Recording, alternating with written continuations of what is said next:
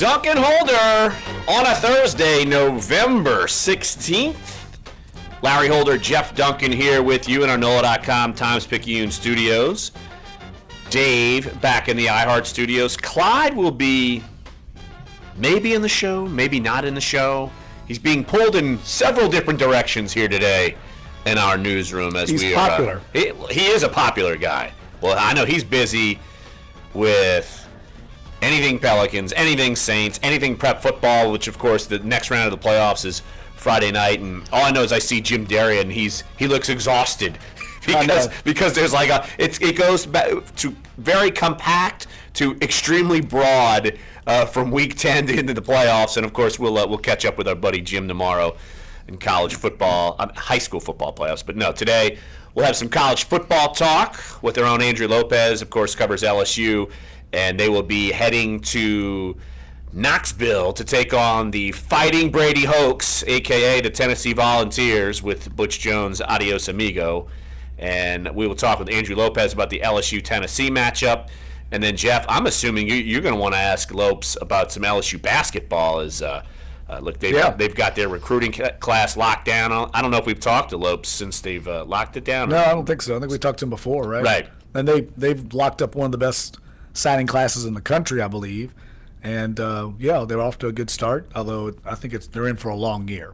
Well, this year, yes. It's like preaching patience that even if it goes south, Will Wade can get this thing turned north maybe by next year. So, so we'll talk with Andrew Lopez about all things LSU.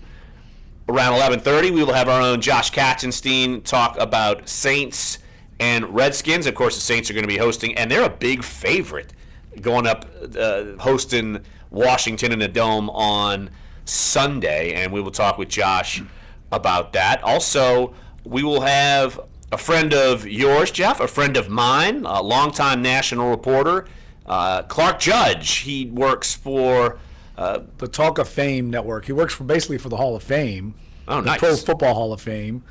And they have a radio show, and I've been on it a few times. He and Rick Goslin, both of them on the Pro Football Hall of Fame selection committee. Clark worked in the Bay Area for a number of years in San Francisco, covered the 49ers during all those great juggernaut teams under Bill Walsh. And he writes a weekly kind of notes column about the NFL weekend, and he led this past week with a very positive Saints story. So I thought we'd talk to him about that. Yeah, and he used to work with me at CBSSports.com when I was covering the Saints, and he was a national NFL reporter, columnist. So, yeah, I've known Clark for a long time. Of course, he's him and Rick, boy, you get those two together, and they've A, got stories, B, got experience, and C, know all about just the history and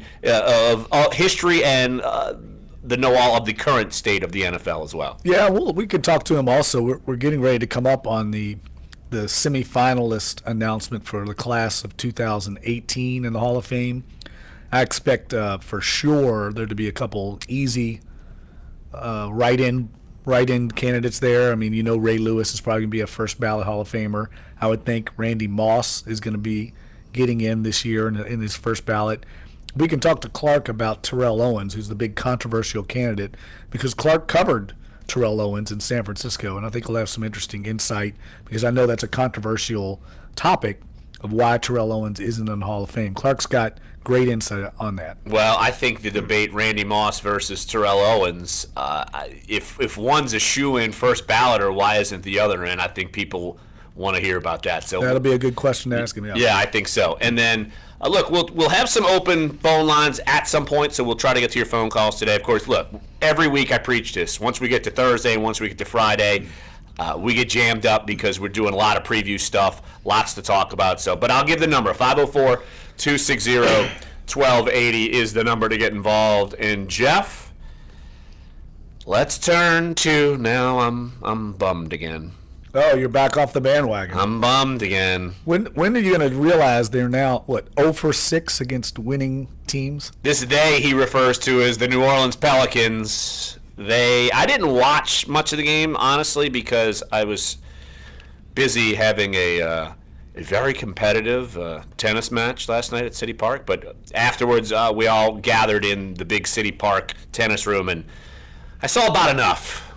Yeah. It was the fourth quarter, about midway through the fourth quarter, and it just wasn't happening. And you see the matchup problems, and you see that the Raptors were just playing better once again against them. And yeah, I saw enough. I watched probably for about 2 or 3 minutes and said, "Oh, yep, this one's over." I think when they went up 119, maybe 103, something like that, and I was like, this one's toast. I think if you are a Pelicans fan, you did have reason for encouragement, and that was early on when Rondo was on the court.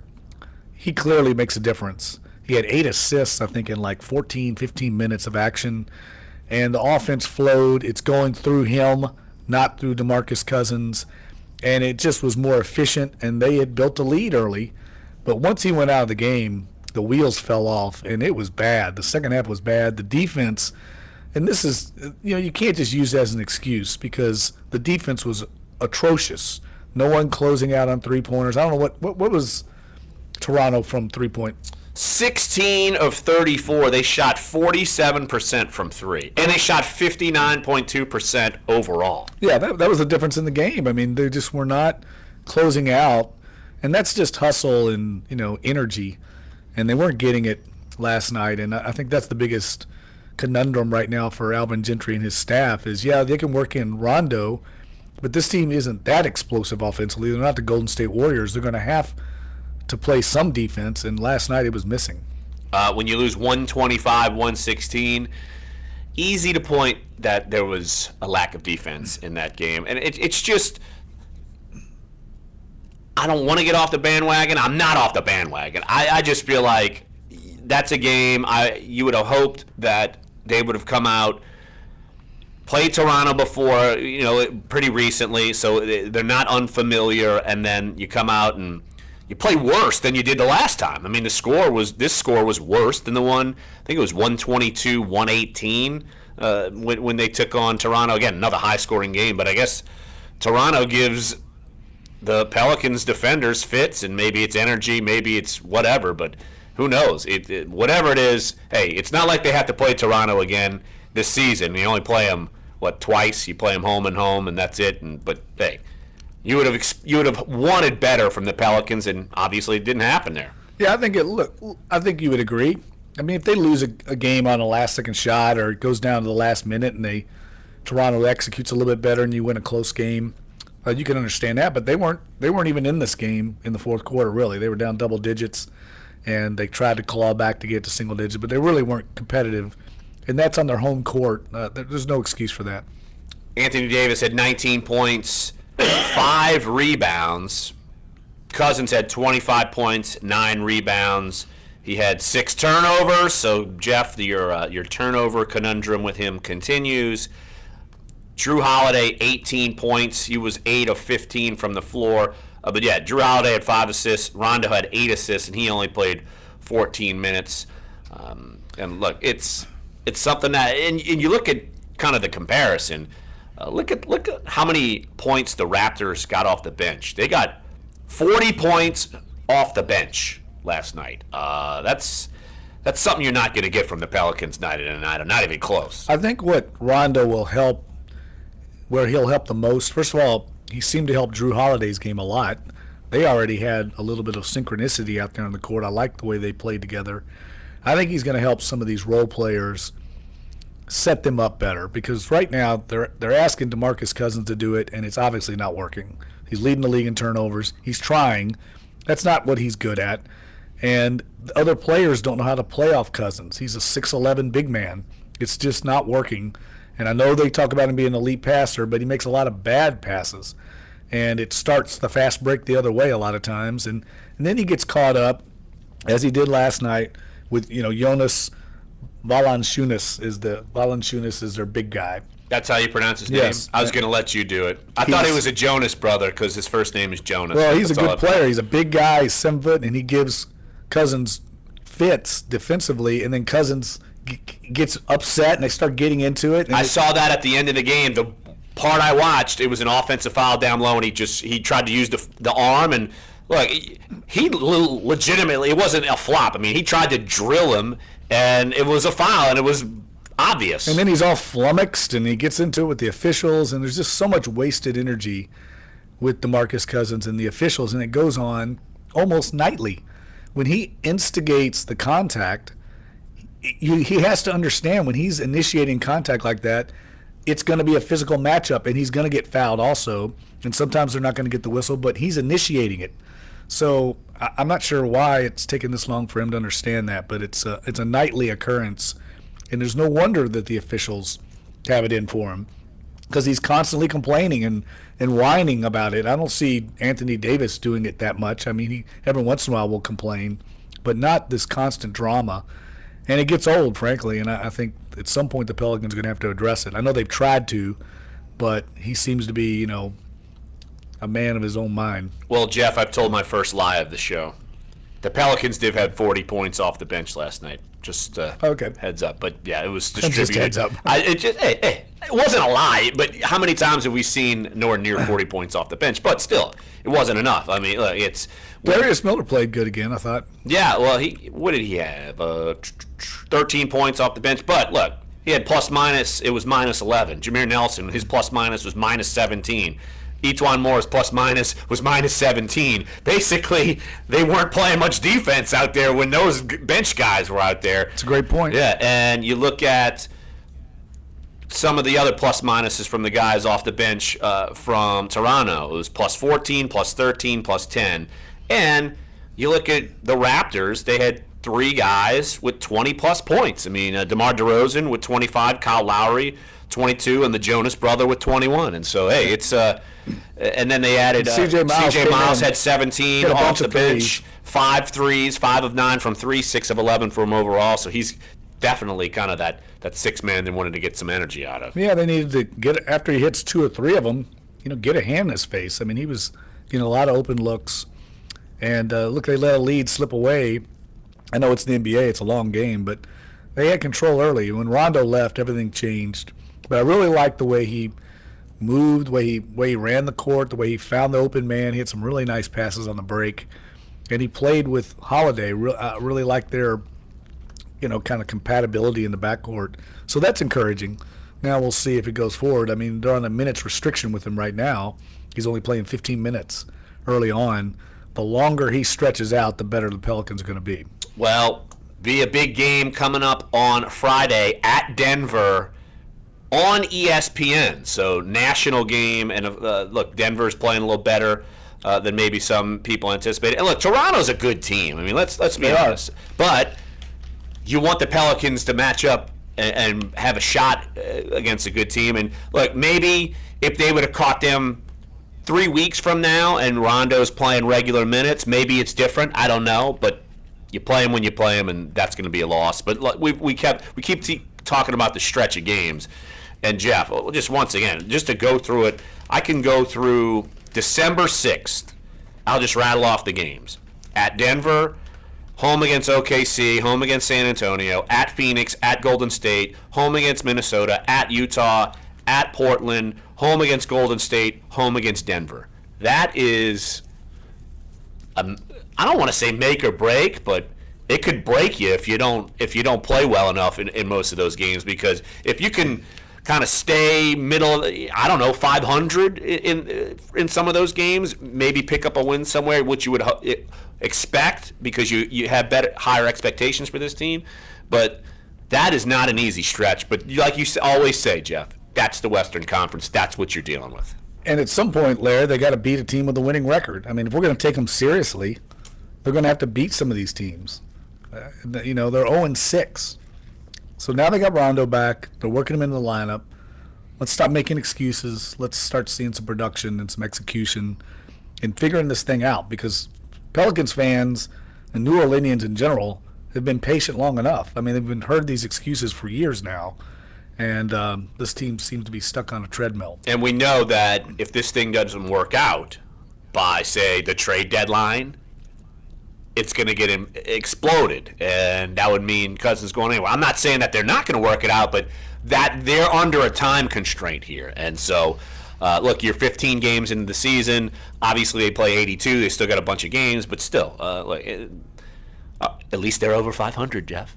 I'm going to hang on to that. I'm going to hang on. They're not against good teams, that's for sure. Well, no, they're not. They're 0-0-0. Yeah, why don't we take a break right here on this show? And don't forget, in about 11 minutes or so, we'll have Andrew Lopez talking LSU, Tennessee. Around 11:15, we will have NFL National Guru reporter Clark Judge on. And what's the name of the show? I keep drawing the blank. I keep wanting to say the Hall of Fame show, but it's Talk of Fame. Talk of Fame. Walk of Fame, Hall of Fame. Yes. Talk of Fame. Makes sense. So we'll have Clark Judge to talk about the Saints, the NFL, and some Hall of Fame curiosity, I'd say, coming up. And then around 11:30, we'll have Josh Katzenstein from NOLA.com and the Times-Picayune. Also, we have college picks. Even though Clyde's not in here, he's sending us over the picks because that's what he does. And if we have some time, we will play an exclusive interview I had with Saints left tackle Teron Armstead. If we don't get to it today, we will certainly get to it tomorrow. But that is in the hopper, so if we want to play it, we want to play it. So, and again, your phone calls, 504-260-1280 is the number to get involved here on Sports 1280, NOLA.com, and the iHeartRadio app. We're Dunc and Holder.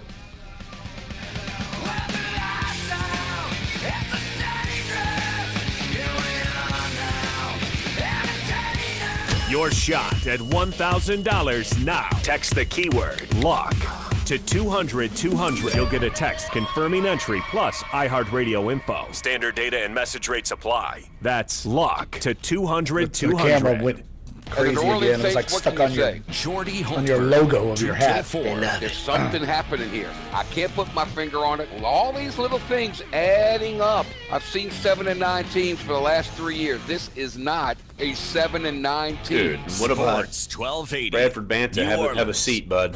Give Mike Joy Westhoff's Gift coming Joy in to this like weekend at Kohl's oversee Friends all and of the Family special Sale. Be teams. ready Is he for really? things Yeah. like that I and get didn't an know extra that.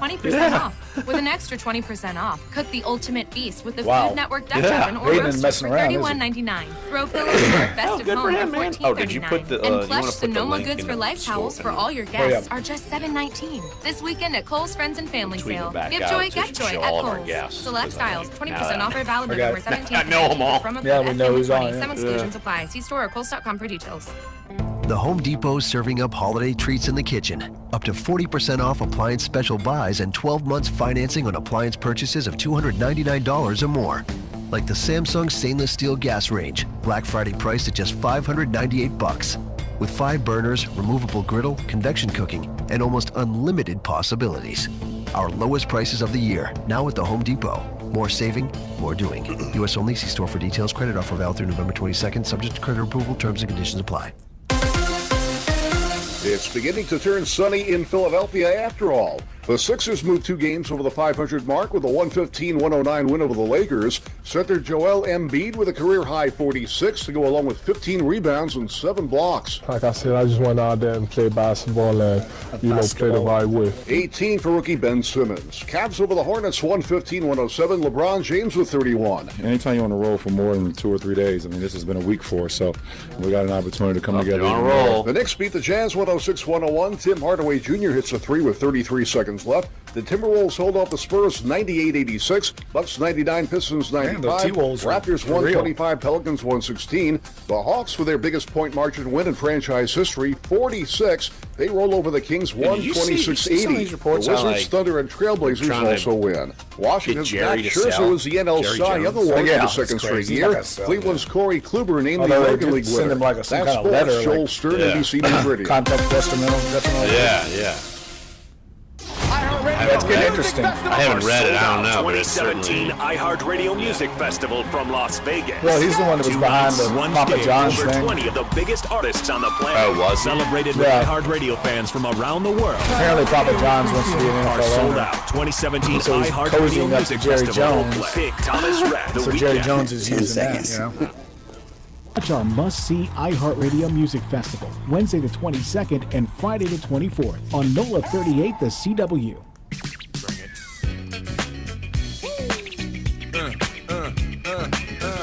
This is Dunc and Holder on Sports 1280, New Orleans.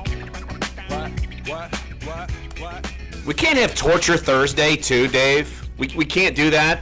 Jeff's throat sounds like it's been like through the torture chamber. And I'm rallying though. You are sounding better. I feel a lot better. That's the key. My voice is still a little shaky, but I feel 1,000 times better. That's a plus, yeah. So I told Jeff to avoid nuzzling up to me, so at least someone could have the pipes and keep this thing going. But it's hard to, Larry. Torture Thursday is going to come later when Josh Katzenstein shows up. Oh, let me tell you. Nickelbackenstein. So we're going to have him on 11:30. He is publicly complained about the music that comes on when he comes on the show, and he wants Jay-Z. He says that at some point he's just going to hang up on us, and I'm fully expecting that to happen at some point.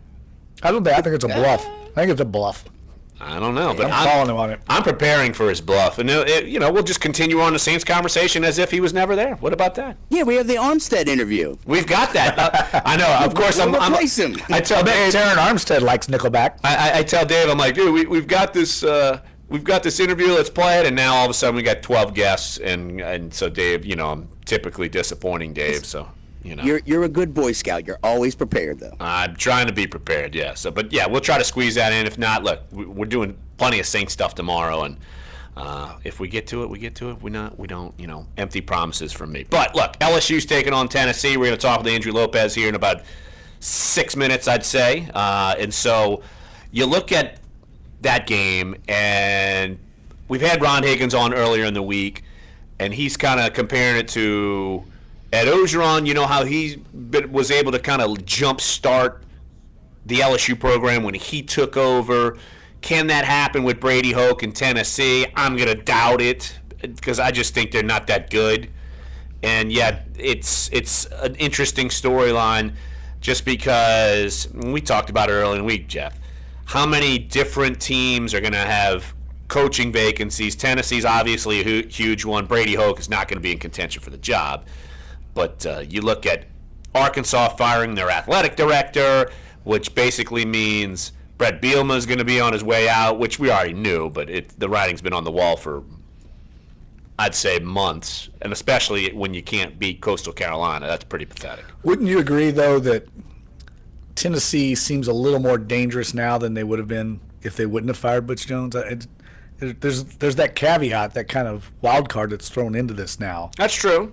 I just feel like they had no chance with the way they were going. Now, maybe breathe some life into the troops. I mean, I know he said that it's all about the seniors. He's going to rally the team around the seniors. Sometimes these things work. Most times they don't, but sometimes they do. I'm trying to remember, this happened while I was at LSU when I guess Jerry DiNardo got fired and Hal Hunter was the interim, yes. And they came out and put it all together and beat Arkansas. I was the beat writer. Win one for the Halberger. I don't know, but yeah.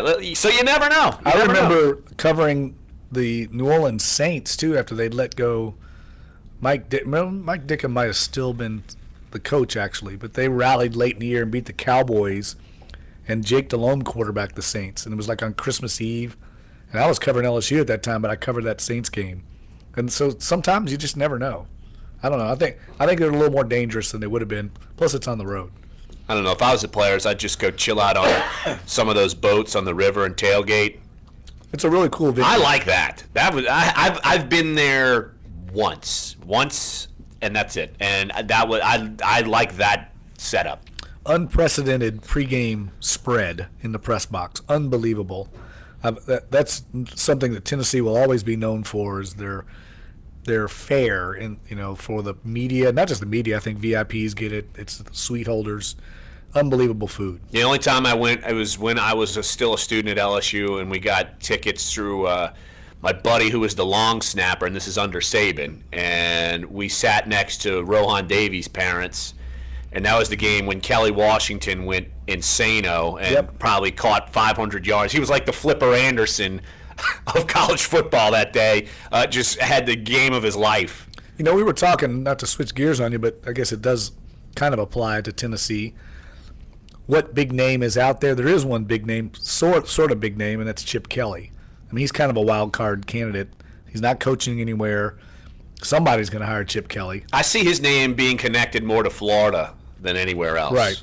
I do too. But I forgot about him. I forgot, it's easy to forget about him. He's not coaching anywhere. Well, we didn't forget when they were going to buy out Coach O. Chip Kelly, come on down, buddy. Yeah, he was. Those are the old glory days of a month and a half ago. People throw his name out on every opening because they know at some point he's going to go, and he's probably going to go back to college.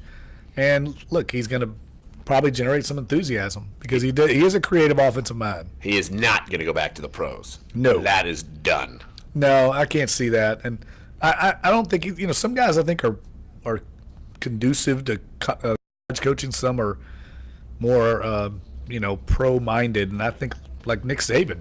He's already said that. You took the words right out of my mouth. He's just a much better college coach than Nick Saban, absolutely. So let's take a break right here on the show, and we'll talk with our own Andrew Lopez, covers LSU, and we will talk with him about LSU, Tennessee, and LSU hoops. Let's get into that because Will Wade, their season started. Oh, by the way, tomorrow we're going to have Todd Grappanini on, and he is stressing. Look, Tulane's playing in Montego Bay. So he's down there. Rough life. Yeah, tough living for the Graph. But we'll have him on tomorrow. As he said, look, I got no problem. You can reach me as I'm like playing golf or doing whatever between games. I know they're playing Colorado State, I think. Yes. He's probably out sitting by the pool with a drink with an umbrella in it in his hand. Yep. That's what I'd be doing.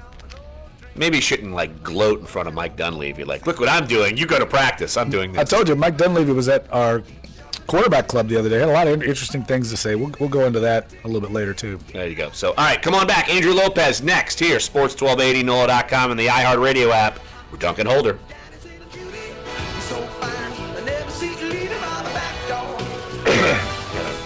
Your forecast on Sports 1280, New Orleans. Oh. He talked about when he was being This report is brought to you by the Exogen Told a Temple story about Scanner like he Thermometer. From the Fox 8 Weather Center, the Spruce Cats through the afternoon on your Thursday, a beautiful day. A little warmer, the high of 77. Now tonight, overnight lows drop to the mid-50s on the North Shore and near 60 south. Patchy morning fog could be an issue the next couple of mornings, so watch out for that.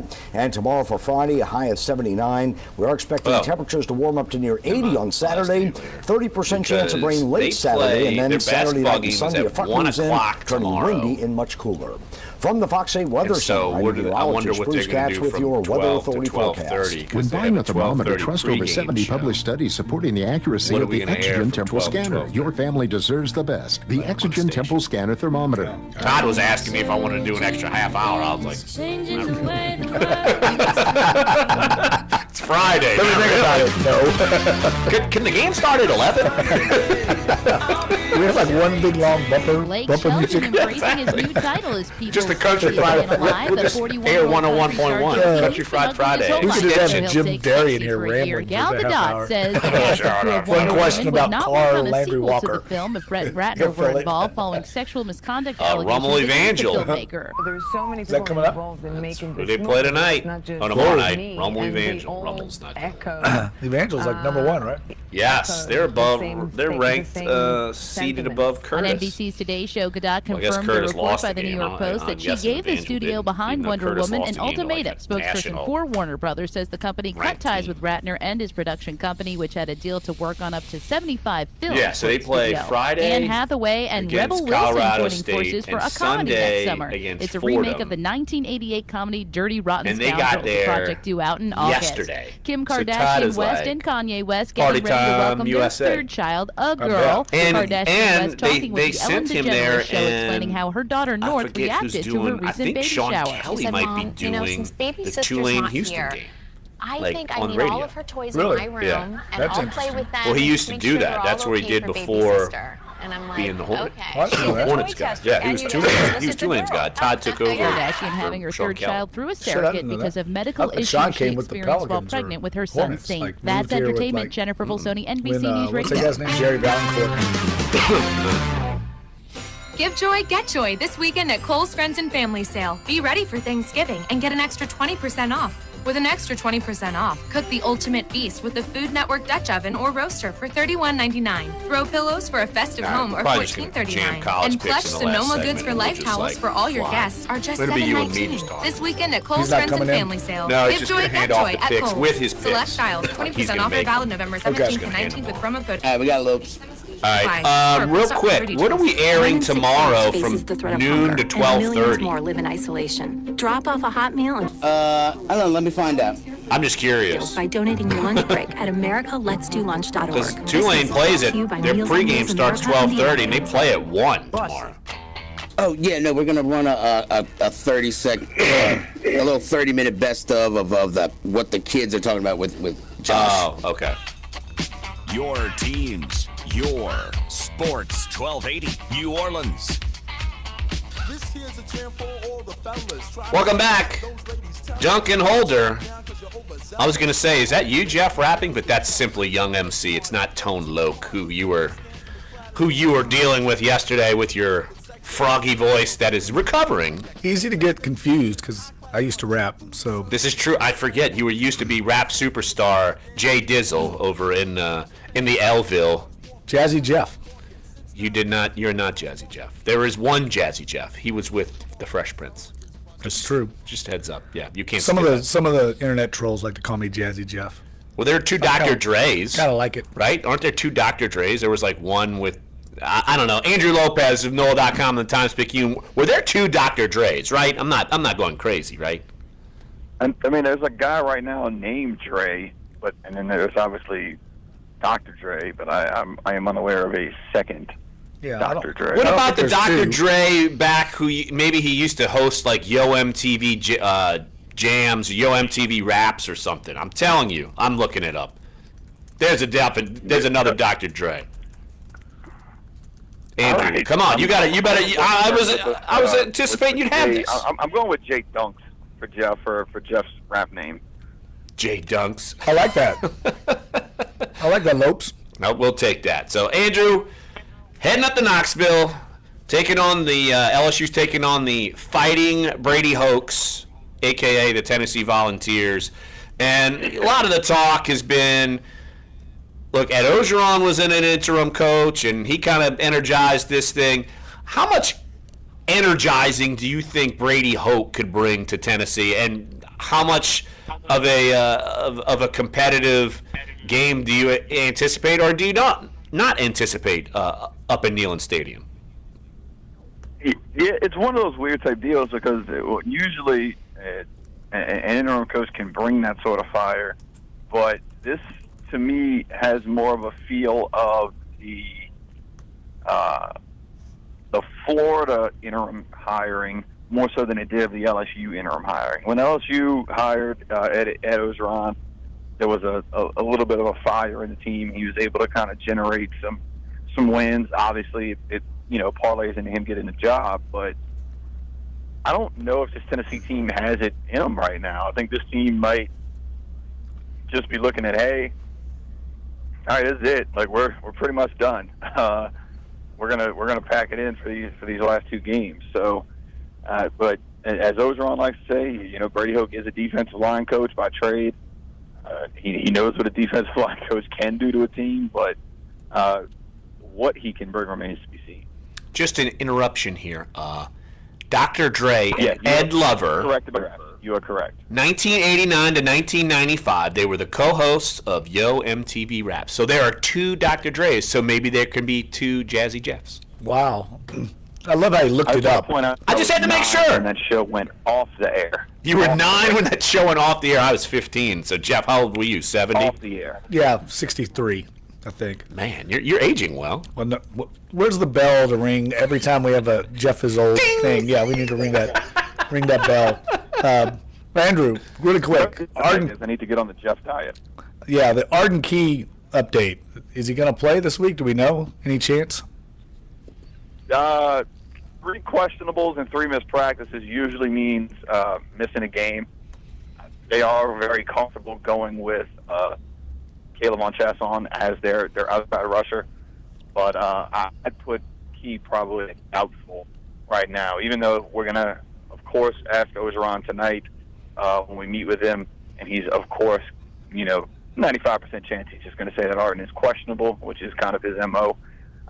We'll see if he travels. That's going to be the big thing. If he travels, if he's really a game time decision.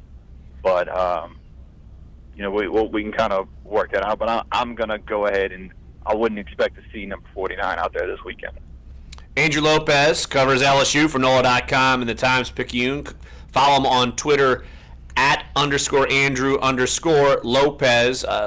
KJ Malone, Ed Ogeron also said on the radio that he's looking better. What does that mean for us? I think it means that there is a outside chance that KJ plays next week against Texas A&M. It is a probability that he plays, a higher probability that he plays in the bowl game. The way things kind of work with KJ has been after he suffers his knee injury, we see him in the brace, the heavy brace and the crutches. We're kind of left wondering, well, what does this mean for him? Where is he at? Is he done for the year like Ed Paris was, or what's the deal? What Ogeron likes to do is if you're done for the year, he'll go ahead and say it.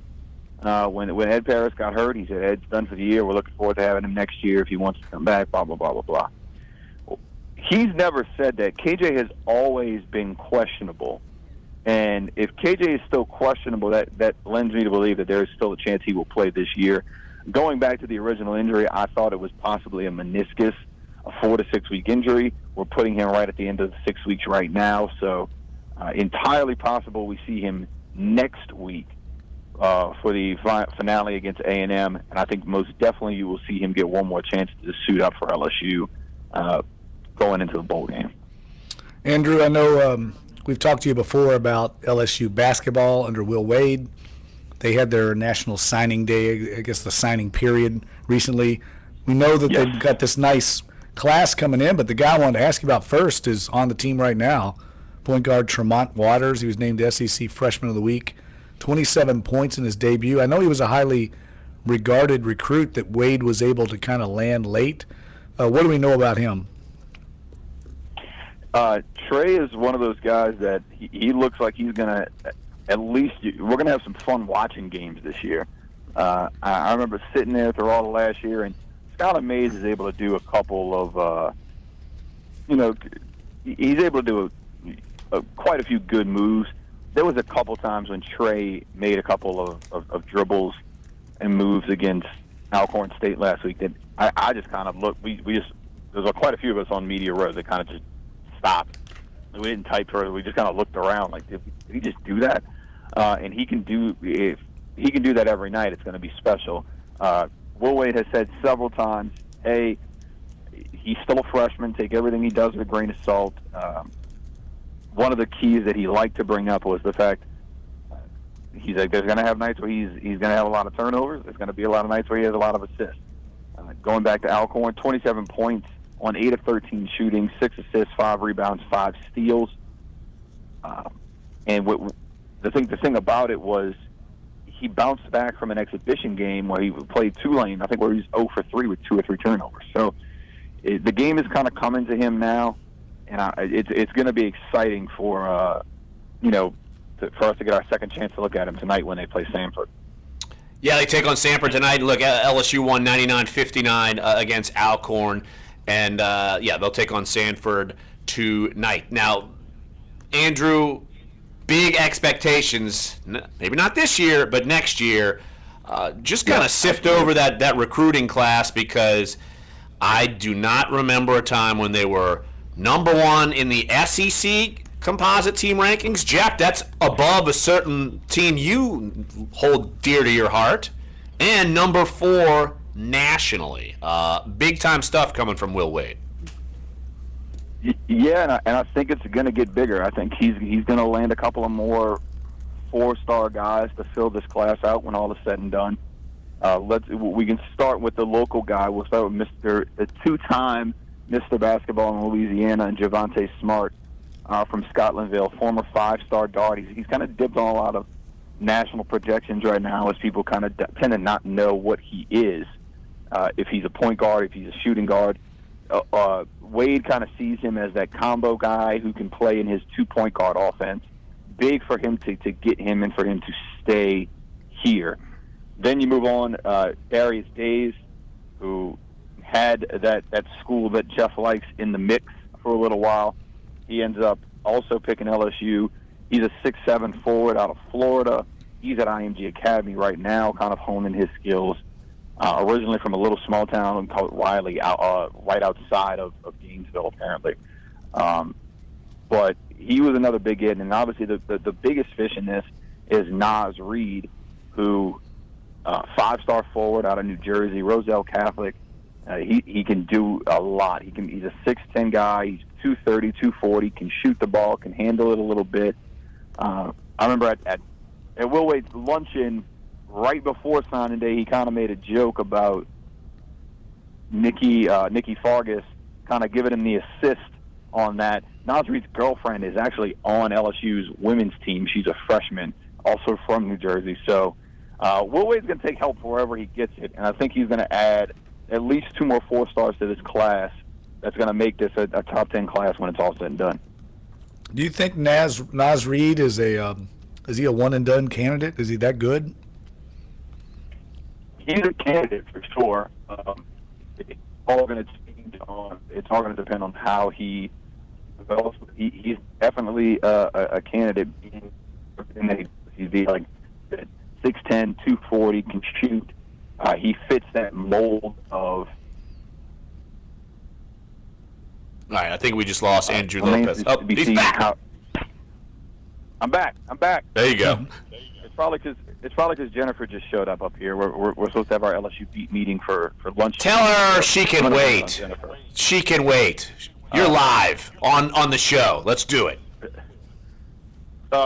Anyway, Naz is certainly a candidate. It just kind of remains to see how he defends. You don't get a chance to see how kids defend in highlight tapes much often. So how he defends can kind of pick how he, if he's able to go to the league after 1 year. Andrew Lopez covers LSU for NOLA.com and the Times-Picayune. Follow all of his coverage of LSU sports on the website and in our print editions, and of course on Twitter at _Andrew_Lopez. All right, Lopes, appreciate the time, buddy. All right, no problem. All right, that's Andrew Lopez. And, I made a boo-boo. We were actually supposed to have Todd Graffinini to go on today. I thought it was going to be tomorrow, but we're going to have him on top of the 11 o'clock hour. So, smashing in about 700 guests today that I either had bad scheduling. I don't know what's going on here. Show's going off the rails. I think when Clyde isn't around, we don't know what to do. Exactly. We're kind of like we're rudderless. Well, he's going to be sitting in the big boy chair tomorrow as you're taking some. Don't get used to it, big dog. A day off tomorrow, huh? Look at you. We're not allowed to have days off. No days off here at NOLA.com and the Times-Picayune. Made it. Is that Bill Belichick? No days off. No days off. Well, I'm taking one tomorrow. I mean, that's some nonsense. I'm not going to show up either. Clyde, the show's yours tomorrow. Clyde's dreams have come true. Exactly. So let's take a break here. We'll do our college pick segment, and we'll speed through it, and then we've got Todd at the top at 11 o'clock hour. Clark Judge, 11:15. Josh Katzenstein, 11:30. So locked and loaded show here on Sports 1280, NOLA.com, and the iHeartRadio app. Duncan Holder. I totally thought Todd was tomorrow, but then I'm like, that doesn't make sense because he's got the game tomorrow. And I'm like, Johnson, LSU coming back from the dead. 4-6. Yeah, so that makes and sense. You got to give it to Ed Ogeron. I wasn't too keen. Tulane plays at at 1. And I'm not going to sit here and say, man, I'm sold on him now. They're basketball. They're in Jamaica. And Todd's in Jamaica. New Orleans. I know. This Tough week on gig, Big Easy Deals, get a family 4-pack to the Audubon Zoo for just $38. Check out the 2 minutes from around the globe. Don't miss the Watoto Walk, the Playful Monkeys, or the mysterious white alligators. Go to Fox Sports, AM1280.com. Keyword deals. Liberty Mutual presents worry-free music moments. Switching to Liberty Mutual could save you $782 on the perfect home and auto insurance for your needs, so you can feel good about the family budget and the massage you're about to treat yourself to. This is awesome.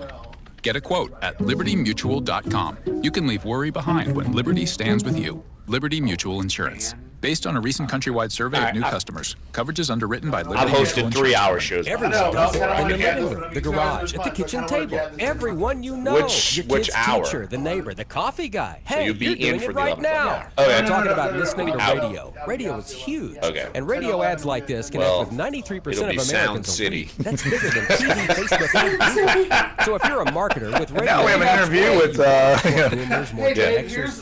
Josh Larevius from training camp. Now we have an interview with Blake Romig. Come on. So Blake, what do you think of this team? Bring the family to the annual French Market District tree lighting in Washington Artillery Park, across from Jackson Square on Thursday, November 6th. Bryce Harris. Performance So by you the turned Louisiana 6. Philharmonic Orchestra String Quartet at 5 p.m., followed by the tree lighting at 6 p.m. Bryce, so this is you've been transacted 73 times on this with team. joy this holiday season with pre-Black Friday savings from Lowe's. Create a dazzling red and green light show indoors or out with a Show Lights brand laser projector now for $34.98. And if you need tools for someone on your gift list, get up to 40% on select tools like a DeWalt 24. Tomorrow. 10 seconds. $9. All projects have a starting point. Start with Lowe's. Offers valid 11/15 through 11/22 while supplies last. See store for details. U.S. only. I got one. I don't need to.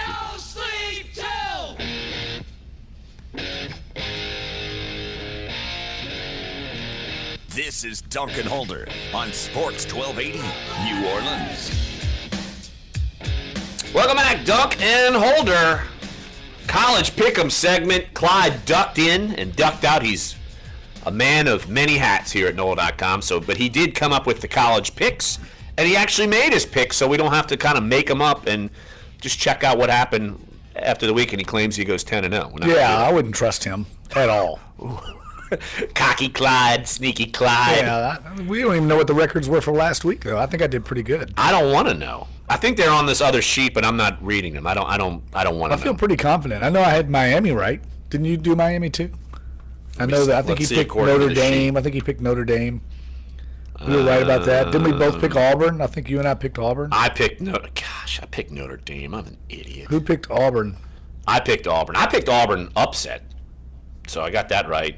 I'm not reading that. That's a lot of red. You saw enough. A lot of red ink on mine. All right. Not nearly as many big games this week as there were last week. No, not nearly. Well, I mean, last week, what are you going to do? Last week was insane. It was great games everywhere. All right, let's get started here. Virginia at Miami, the hottest team in the country, arguably. 19-point favorite, Miami against Virginia. Who you got? Oh, Miami. Well, there's obviously the concern that they'll have a letdown, but look, my alma mater just beat Virginia by like 17, and I know Miami's a lot better than Louisville.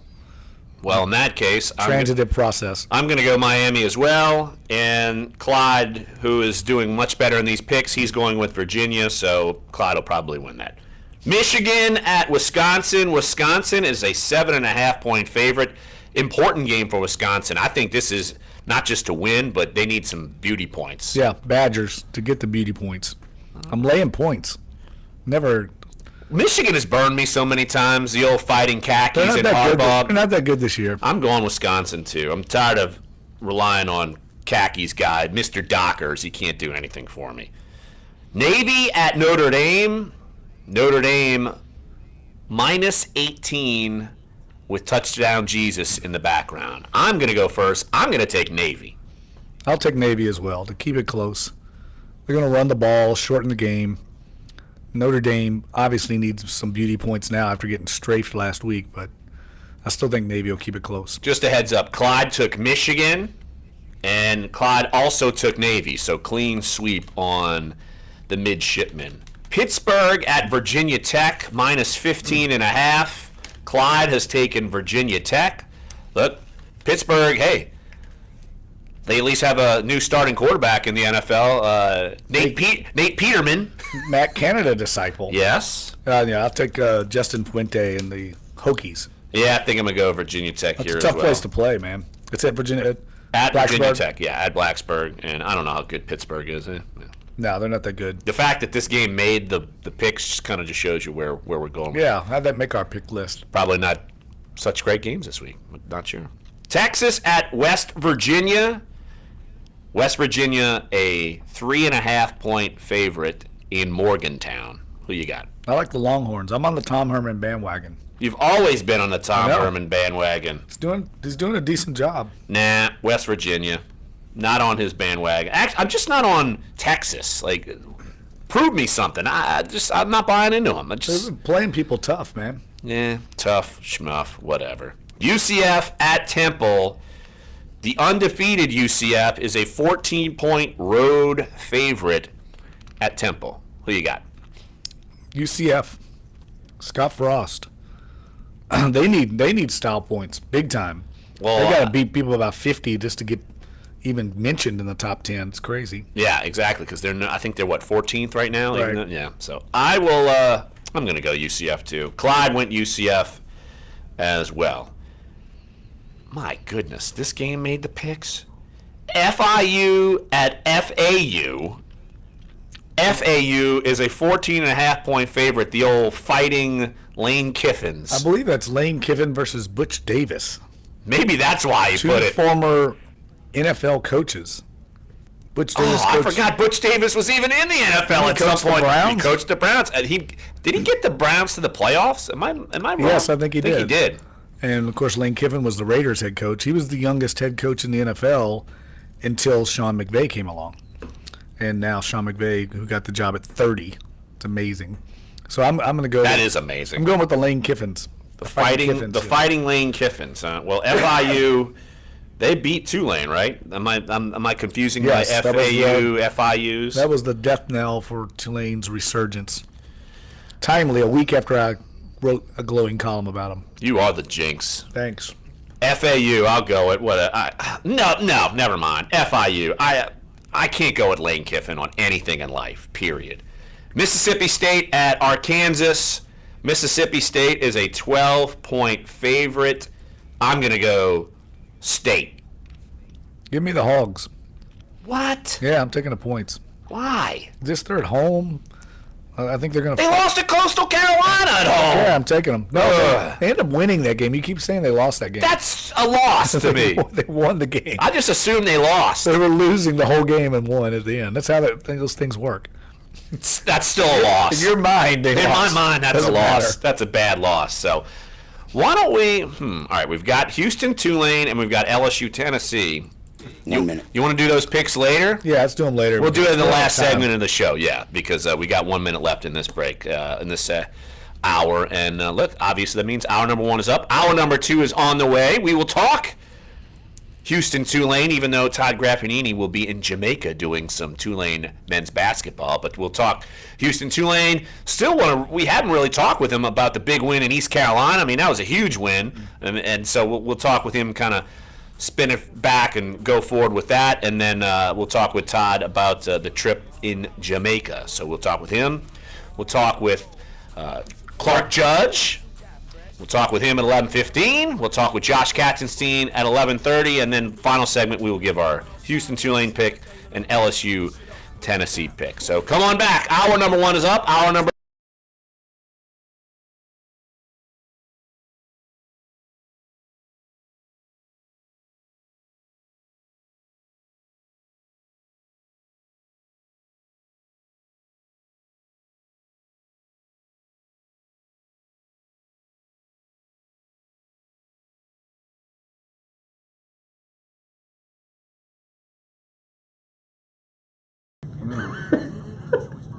More than once.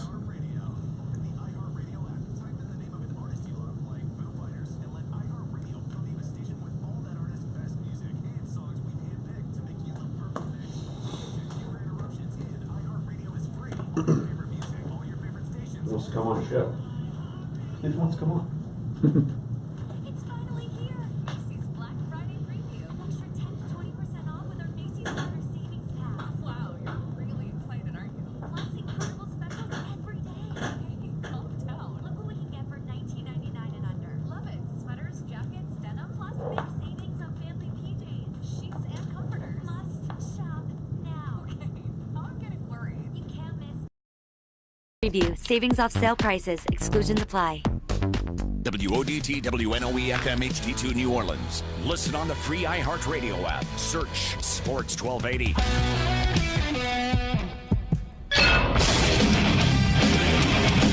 All right, so we're calling Graf now, right? Trending now. All right. The press reported late Wednesday night that it has obtained a letter sent on behalf of the NFL's 6-owner compensation committee to the attorney of Jerry Jones, accusing the Cowboys owner of conduct detrimental to the league's best interests over his efforts to stop Commissioner Roger Goodell's contract extension.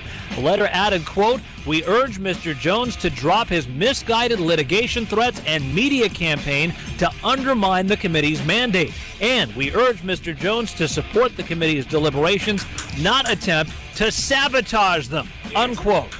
In the NBA Wednesday night, the Sixers' Joel Embiid had a career-high 46 points, 15 rebounds, 7 assists, and 7 blocks in a win over the Lakers. LeBron James 31 and Cleveland's win at Charlotte. The Cavs have won 3 straight. I'm Isaac Lowenkron. By the end of this month, only one federal financial agency will still have an Obama appointee at the top. The latest to go, the head of the Consumer Financial Protection Bureau, Richard Cordray. He is resigning 8 months before his term expires. The CFPB has been bucking the Trump administration deregulation trend. Cordray's been running it for its entire 6-year existence. Obama appointee Martin Grunberg steps down as head of the FDIC later this month, which will make Melvin Watt at the Federal Housing Finance Agency the only remaining Obama holdover, and his term runs out in January 2019. Lobbyists of all stripes are swarming Washington, D.C. and the halls of Congress trying to make sure the Republican tax cut plan doesn't also chop their deduction, and among them, lobbyists for the United Way and other charitable organizations that could lose big. Under the new tax proposal, only about 5% of people will itemize their taxes. What that means is about 30 million Americans that currently claim the charitable deduction will lose it. Our estimate is about $13 billion less in charitable giving associated with the tax reforms. A 5% overall cut. That's because the Republican plan would double the standard deduction that taxpayers get in lieu of itemizing. That may be good for taxpayers, but it's bad for charities. NBC's Stephanie Rule. 2 minutes. The Consumer Product Safety Commission is announcing more hoverboard recalls because of fire. You know we're calling Graf. Recall involves 8. Yep, I'm dialing now. Recent house fires. This show has gone insane. All involve the lazy board, but all the brands contain the same type of lift. Well, we don't have a lack of content, at least. I know. I was like, what do we have? Now it's like, we've got too much. Smart wheels, tech drift, digital products, Jeff, dude, are we crashing Serena's wedding tonight? Let's do it. Drone nerds and it's a Beauty and the Beast T-Mobile theme. offers free Netflix, AT&T has free HBO, and now Sprint will be offering people, free I guess, to its customers. Look who's going to be there. Kim Kardashian, Beyonce, Ciara. Let's go, man. Consumer and Business News, Joe McConnell. Marrying the Reddit founder. Sensory sensitivity, repetition. All right, we got the Graf man. All right, yeah, he's the signs of autism in children. He's the Rastafarian. Yeah. Signs at autismspeaks.org/signs. Brought Yeah, to I was you by afraid the Autism show wouldn't Speaks have. I and was the like, Ad Council. If you've fallen behind on your came in taxes, light on you know content, that then the I'm IRS like- is already coming for their money, and they'll get it too by garnishing your wages or maybe even taking your home or business. They call it enforced compliance, and you'd better watch out because the penalties and interest compound daily, making it seem impossible to ever get out of debt. You need to call the experts at Optima Tax Relief. Solving tax issues is all they do. One call to Optima starts the process to stop the demand letters and stop aggressive collection actions. They get to work immediately, fighting to protect your assets and helping you put your tax problems behind you. The IRS writes off millions every year, and Optima knows all the ins and outs of the IRS's tax assistance programs that could save you thousands. So what are you waiting for? Call Optima now for a free consultation. Call 800-798-2477. That's 800-798-2477. 800-798-2477. Optima Tax Relief. Some restrictions apply. For complete details, please visit OptimaTaxRelief.com. $1,000 in your hand? Sounds good, doesn't it? Yeah, here we go. Just minutes away on Sports 1280, New Orleans.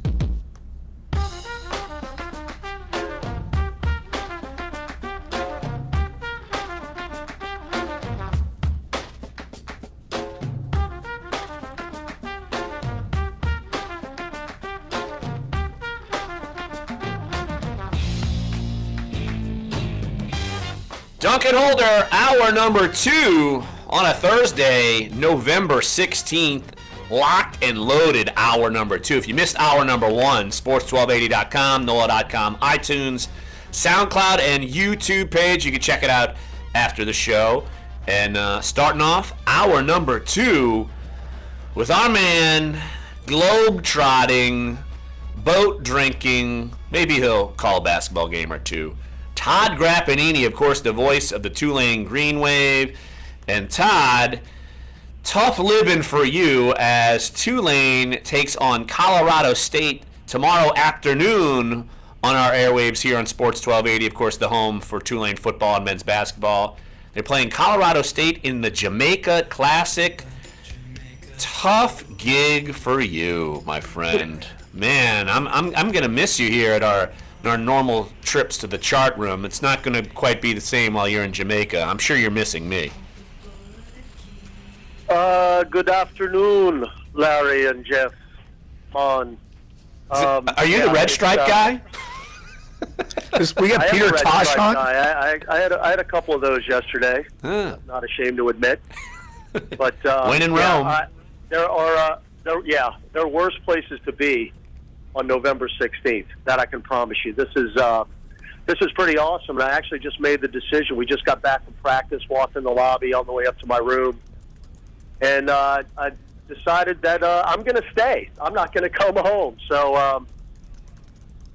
I hope my wife can handle it, but I think I'm going to live here, just like Tom Cruise in the summertime in Cocktail. I mean, I think you can invite your wife and the 2 kiddos. They'd probably enjoy it. But yeah, I think you'd be good as Cocktails and Dreams guy. I think you'd be pretty good.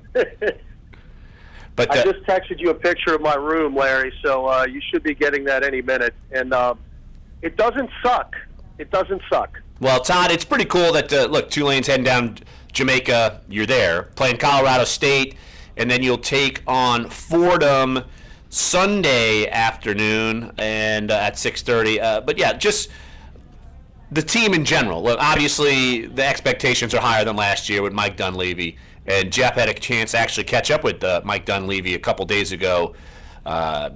At the the quarterback club at Rock and Bowl, and so obviously expectations are a little higher. Look, you go into this game, just kind of what are your overall thoughts heading into this? Well, I can tell you right now, guys, that this is a very fun team to watch. I mean, the opener against LIU Brooklyn was basically an NBA game. It was 102-96. And then we really took care of business against Southeastern, who's not a bad team at all, and beat them by 20 points. So right now, the Tulane offense is averaging about 95 points a game, which is much, much better than it was in the last couple of years. And I just think another year under the system of Coach Dunleavy, we've got some new guys on the team, actually 6 new players, and the 2 transfers that had to sit out last year, Jordan Cornish and Samir Shayich, have made an immediate impact. And you throw a couple of talented freshmen and Caleb Daniels and Shaquan Barrett. It's just to go with the guys that are back from last year with a year under the system, and they played like it. And Coach Dunleavy has kind of let them be a little more hands-on as far as the players coaching themselves. The difference is, and he told me this a couple of weeks ago, the difference is the guys that are kind of coaching themselves this year, they're doing the right things instead of not what they're supposed to do. So it's been a good first week now. The competition is going to get ratcheted up big time with Colorado State tomorrow, who got to the NIT last year. They were 1 game away from winning the Mountain West Conference. They did lose 2 very, very good players. One was the Mountain West Player of the Year, who's actually playing for the Dallas Mavericks right now. But this is still a very talented bunch that we're going to play tomorrow, and I'm anxious to see how Tulane's going to handle it.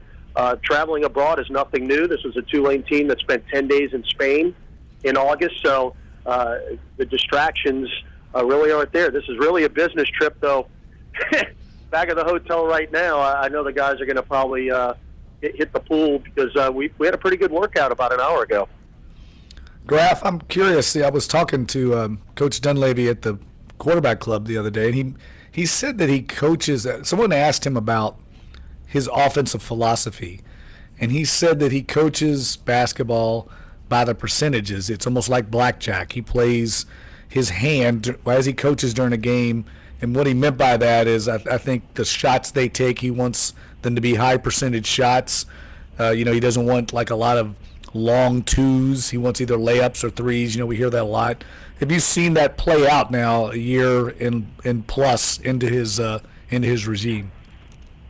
No doubt about it, Jeff. It's a very aggressive style. And look, if somebody is open and they're behind the arc, it's going up. And that's what he preaches. It's the difference, again, in the first 2 games this year than we saw a lot of last year is the shots are going in. I mean, we've shot over 50% in both games, and from 3-ball territory, it's been 40% against LIU and Southeastern. So, you're going to take those long shots, but we've got guys now that have made them on a consistent basis, and you do that, and it kind of runs through everything else.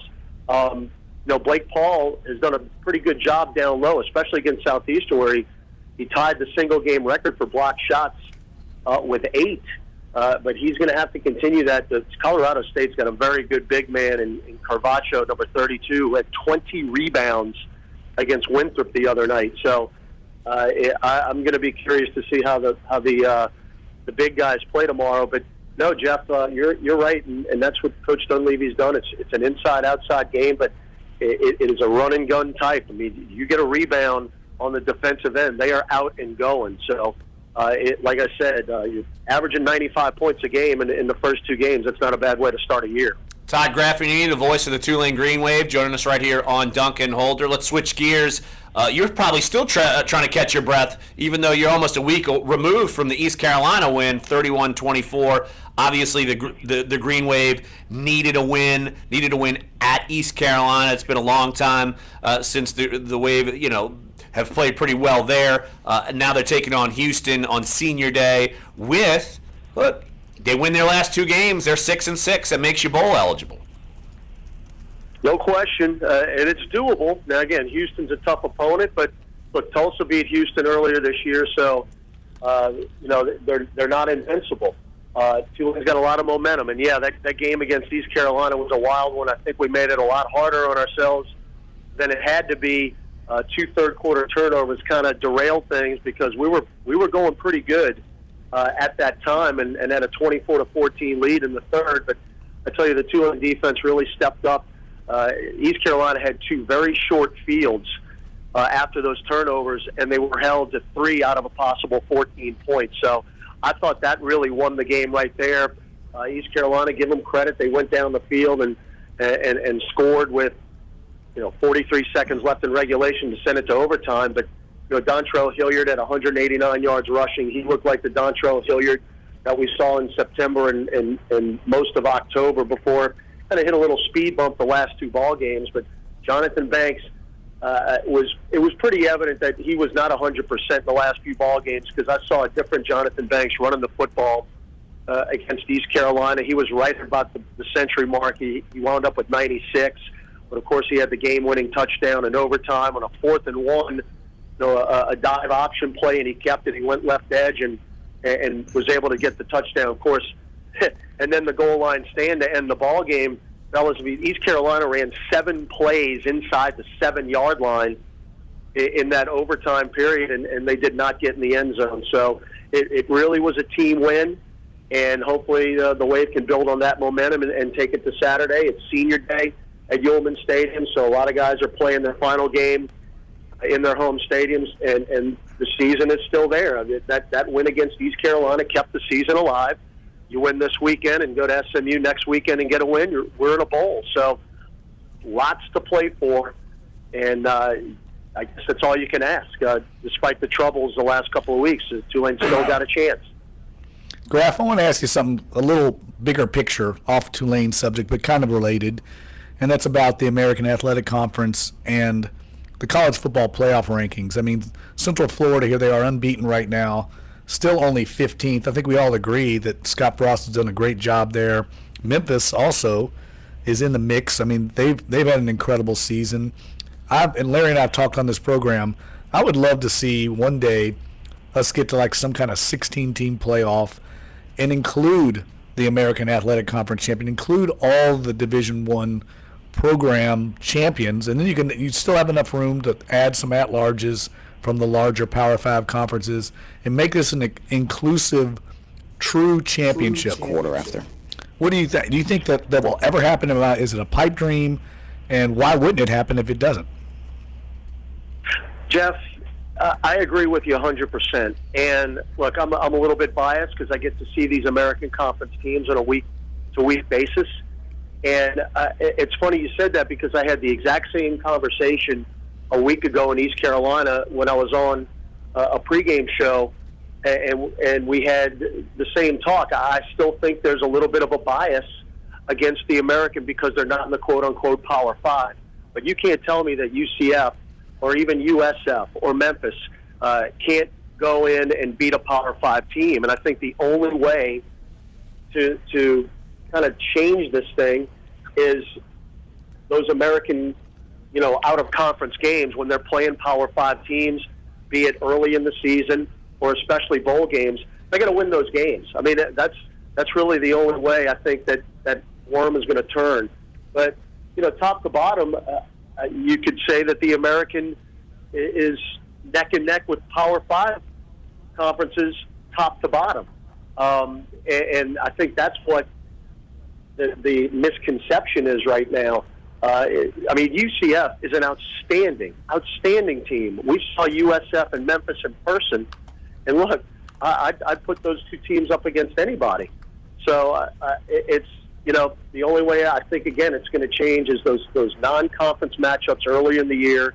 You got to win the bowl games, especially when they're matched up. The Americans got some good tie-ins with Power 5 conferences in bowls, and you got to win those games. And I think I don't think it's a pipe dream, but we're definitely on that outside looking in, so to speak. But don't tell anybody in the league that, because they feel that they can play with anybody.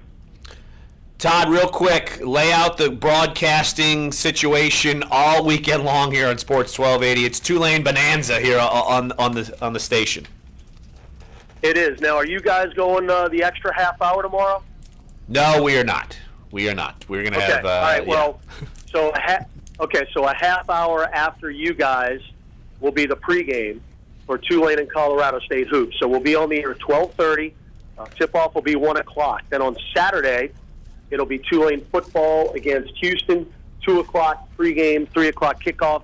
Former voice of the Green Wave and now current radio voice of the Pelicans, Sean Kelly, will be filling in for me, along with Steve and a cast of thousands. And then on Sunday, we'll wrap up the Jamaica Classic night game, 6 o'clock pregame, 6:30 will be the tip. So we're playing the first game of the Jamaica Classic tomorrow. We're playing the last game of the Jamaica Classic on Sunday night. So you got a lot of action on your airwaves the next 3 days.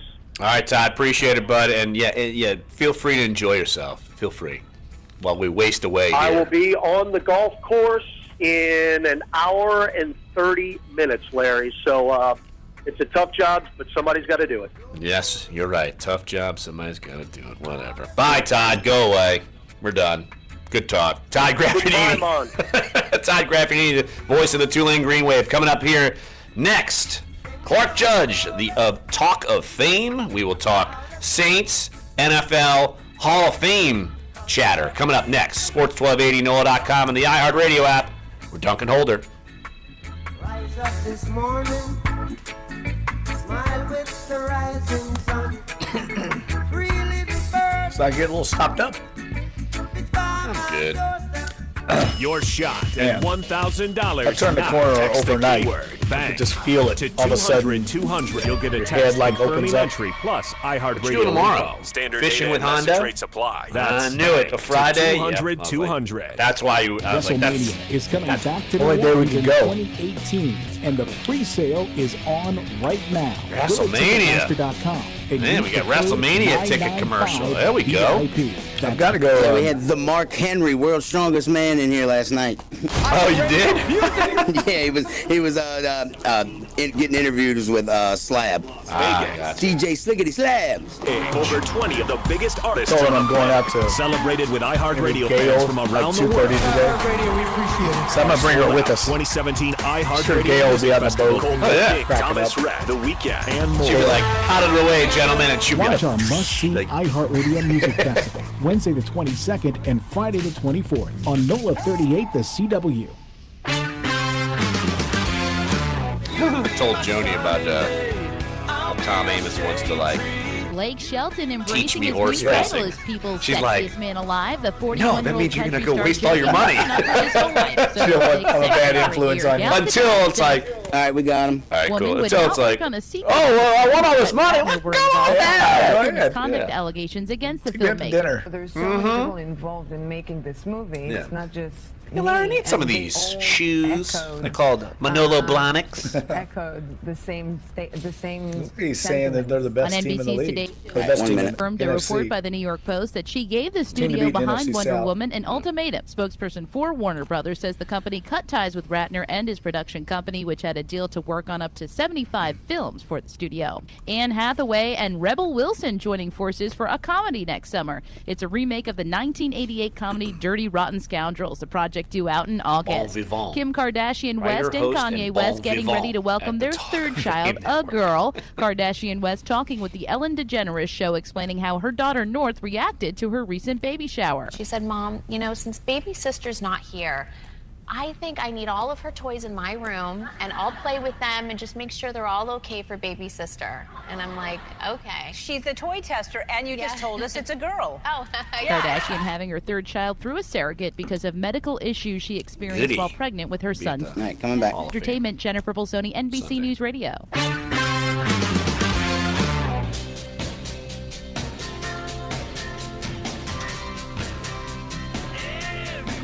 This is Dunc and Holder on Sports 1280, New Orleans. Welcome back, Dunc and Holder. Larry Holder, Jeff Duncan here with you. Joining us right here on the show, Clark Judge of the Talk of Fame Network. Clark, it is good to hear from you. It's been a long time. How have you been, my friend?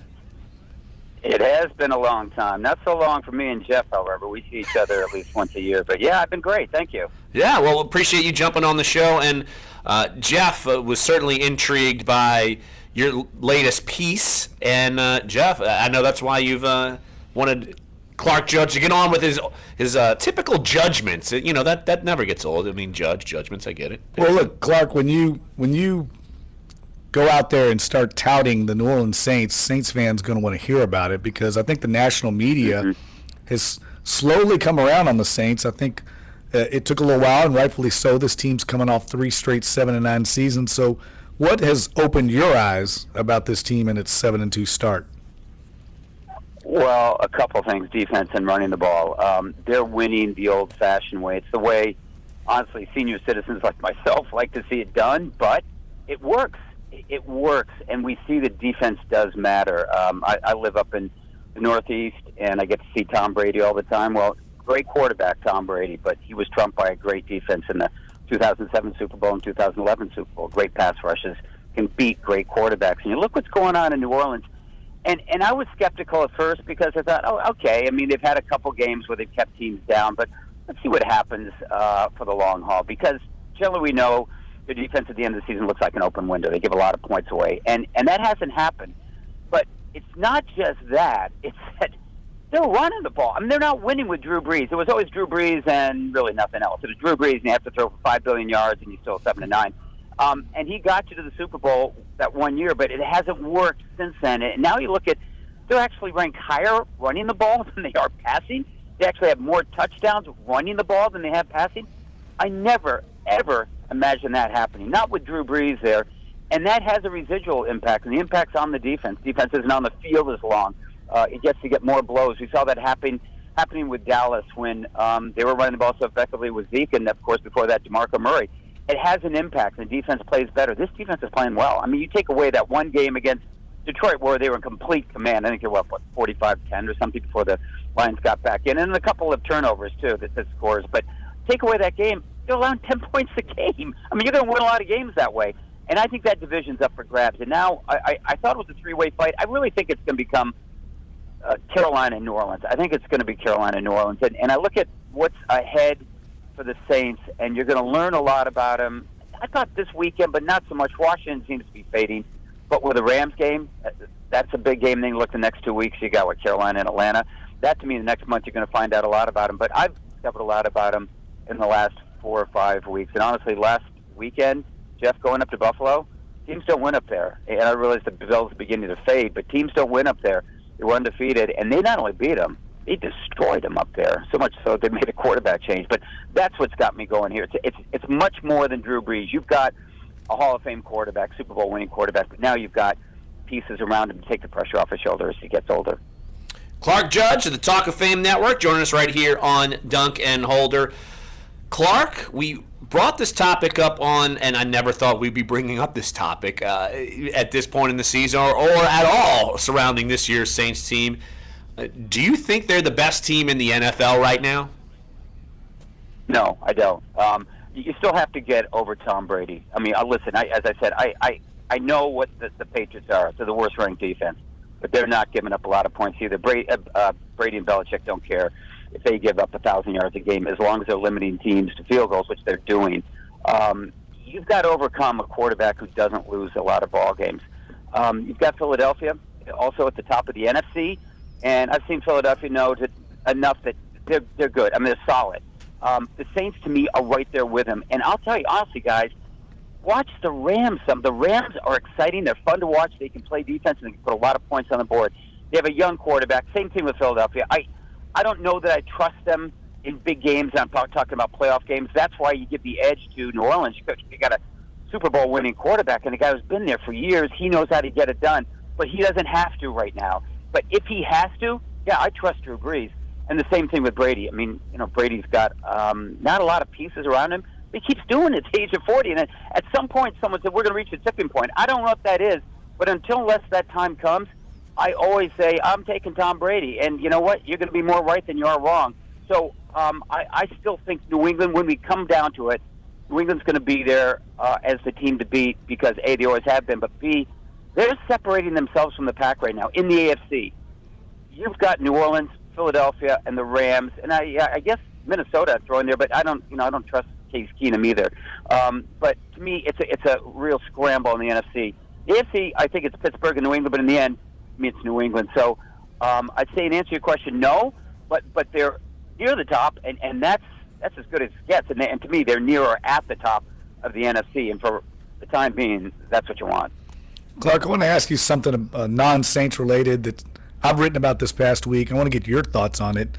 What do you make of this Jerry Jones, Roger Goodell feud? I mean, this seems like it kind of came out of nowhere. What's the motivation behind it? Is Jerry Jones just upset with the Ezekiel Elliott suspension, or is there more to it than that? Well, I think there's more to it than that, but I think that's the linchpin, Jeff. This is a guy who was in Rodgers' corner a year ago. When the whole thing was coming down about the Brady suspension and other things. And don't get me started on the Brady suspension because that was just, to me, much ado about nothing. There was nothing connecting him to anything there. But they suspended him. Okay, so that happens. But he was in his corner. And he was in his corner this summer. And, we saw the two of them together at the Canton ceremony. And you were there as well with Morton Anderson. But we saw, Jerry was there. He was going in. We saw Roger there. Best of friends because Jerry kept assuring everybody, hey, guess what? This isn't going to happen. This is not going to happen. Well, then it did. And there was a long and legal battle. But as we know now, he's going to be suspended 6 games. And suddenly Jerry's tone changed. And suddenly he sounded a lot more like Robert Kraft last year. Or he sounded a lot more to me like Al Davis versus Pete Rozelle many years ago, decades ago. And I think he just said, okay, you know what? I need this guy to win. I mean, that's to me what's changed this thing. I need this guy to win, and we're not winning. And so now he's got an extension coming up.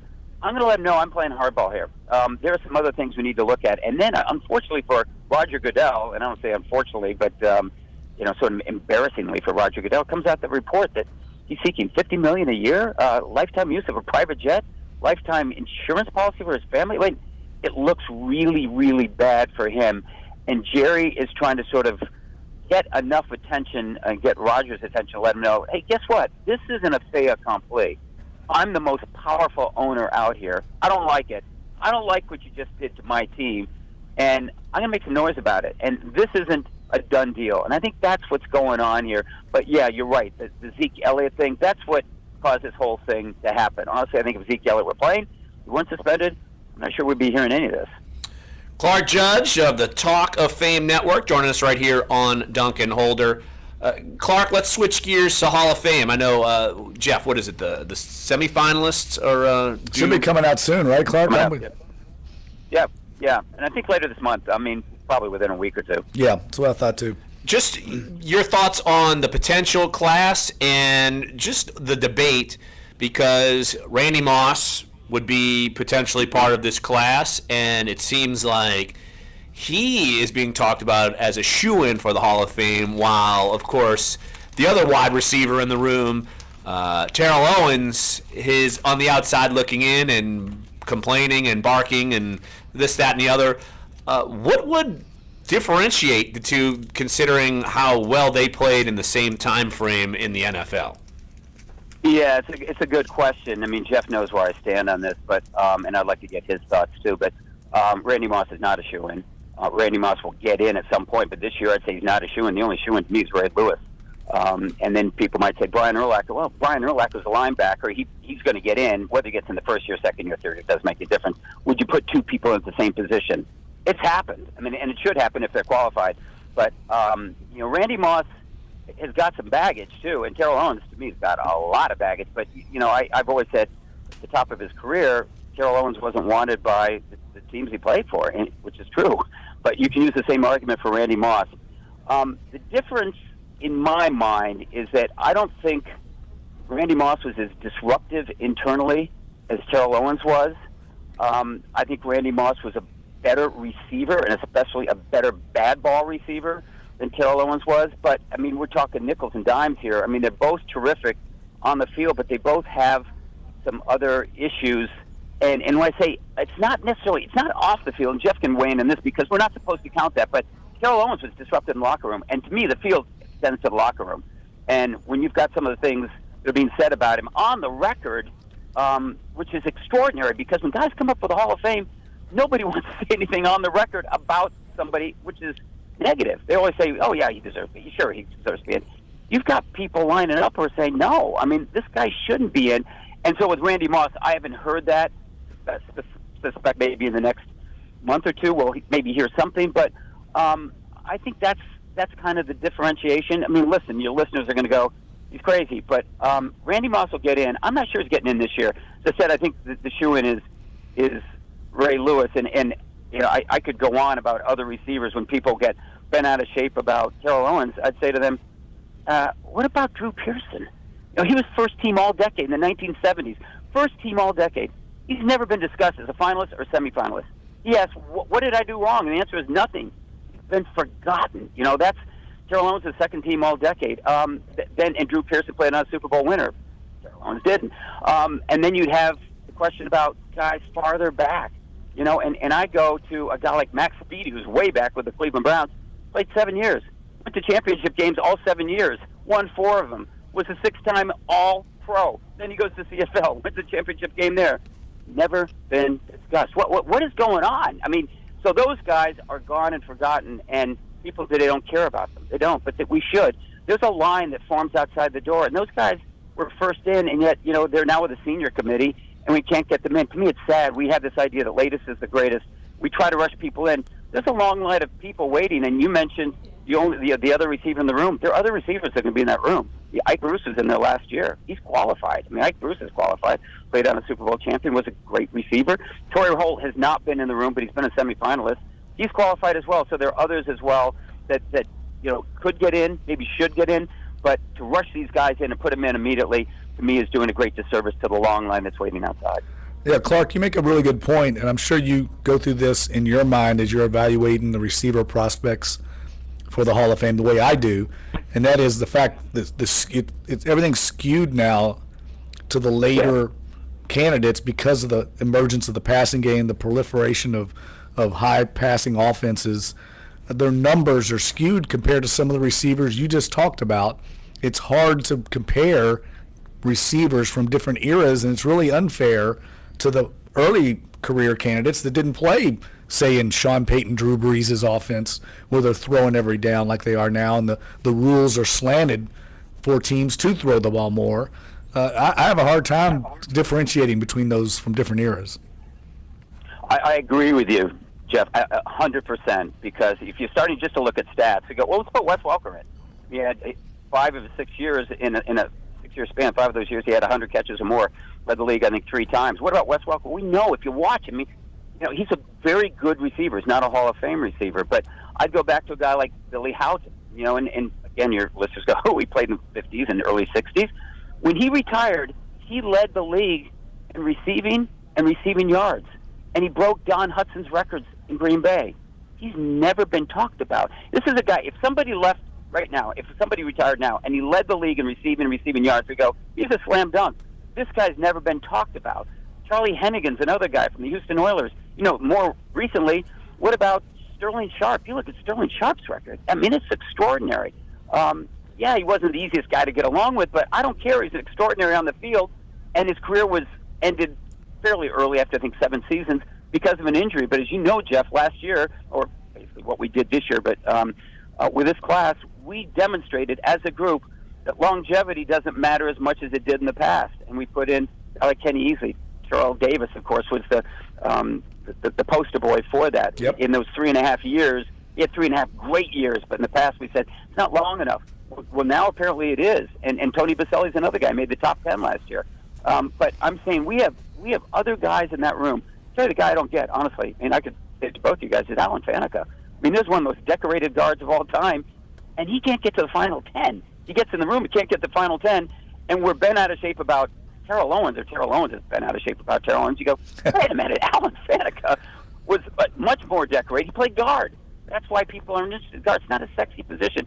We push those guys back, and it's unfair. But in answer to what you just said, absolutely, the numbers are so skewed that it's very difficult to make comparisons. All I know is if I'm playing today and when I retire and I'm leading the league in all these categories and I break Don Hudson's record, I probably should at least be discussed. Clark Judge of the Talk of Fame Network. Clark, great conversation, and I think people down here would agree with you with the LSU blood flowing through Alan Faneca's veins that he should be in the Hall of Fame. So, hey, Clark, awesome to catch up with you, and we'll definitely have to catch up with you down the line when we get closer to Hall of Fame talk. Appreciate it, Clark. Always a pleasure, guys. Thank you so much. All right, that's Clark Judge. Let's take a break right here. Push it a little over, but, oh, well. We're just going to Josh Katzenstein, who may or may not hang up on us once Dave starts playing the theme music for old Nickelbackenstein. So here we go. Let's test it here. That's a Jeff Duncan original. Way to go, Jeff. Right here on Sports 1280, NOLA.com, and the iHeartRadio app. We're Duncan Holder.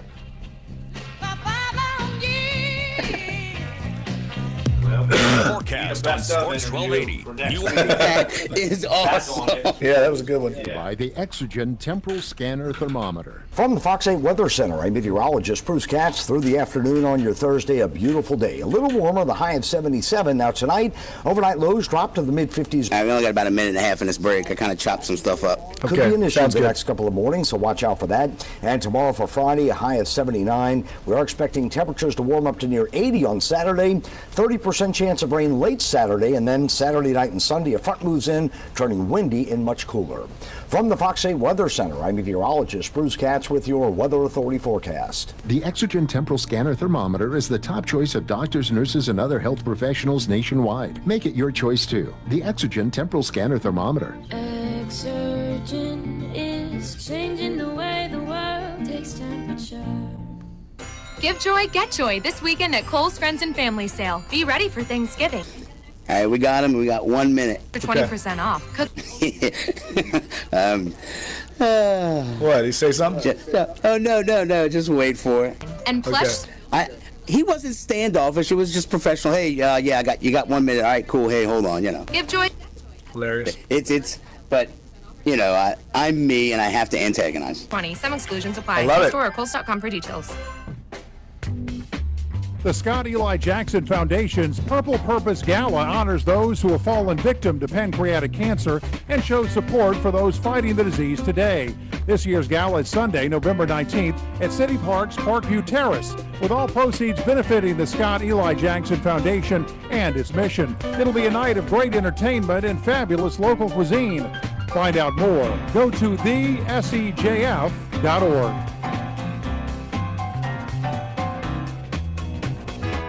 After all that we've been through, I will make it up to you. Whether you bless those boys or take flight, we're talking your teams. Sports 1280, New Orleans. A little olive branch for our next guest from Dave. Peter Cetera? A little, I'll make it Chicago. up to you. Exactly. Peter I Cetera, promise you. Chicago. Hey, you know. Potato, potato. Exactly. They're all the same at one point in life. But joining us right here on the show, Josh Katzenstein, NOLA.com, the Times-Picayune. Look, we laid off for a day. Laid off so you would not hang up on us because we said you might. So, good morning, Joshua. Good morning, Lawrence. I appreciate the olive branch. I accept it, but hopefully this is a long-term peace treaty and not something that we have to deal with again next week. A long-term peace treaty. I'm sorry, my mic was on. Dave and his evil laugh. Well, hey, Josh, just the latest on the hiring of Mike Westhoff. We thought maybe it could have been kind of a secondary special teams role, but it sounds more significant. What did Sean Payton have to say about adding Mike Westhoff? Yeah, so, I mean, he didn't really mince words. He said, that the Saints needed help coaching special teams, and so he called Mike Westhoff, convinced him to get off his boat in Florida and come spend the rest of the year in New Orleans. I mean, the Saints have had, issues. I think if there was one glaring weakness, probably on special teams, Will Lutz, has missed more than a handful of kicks already, both between field goals and extra points.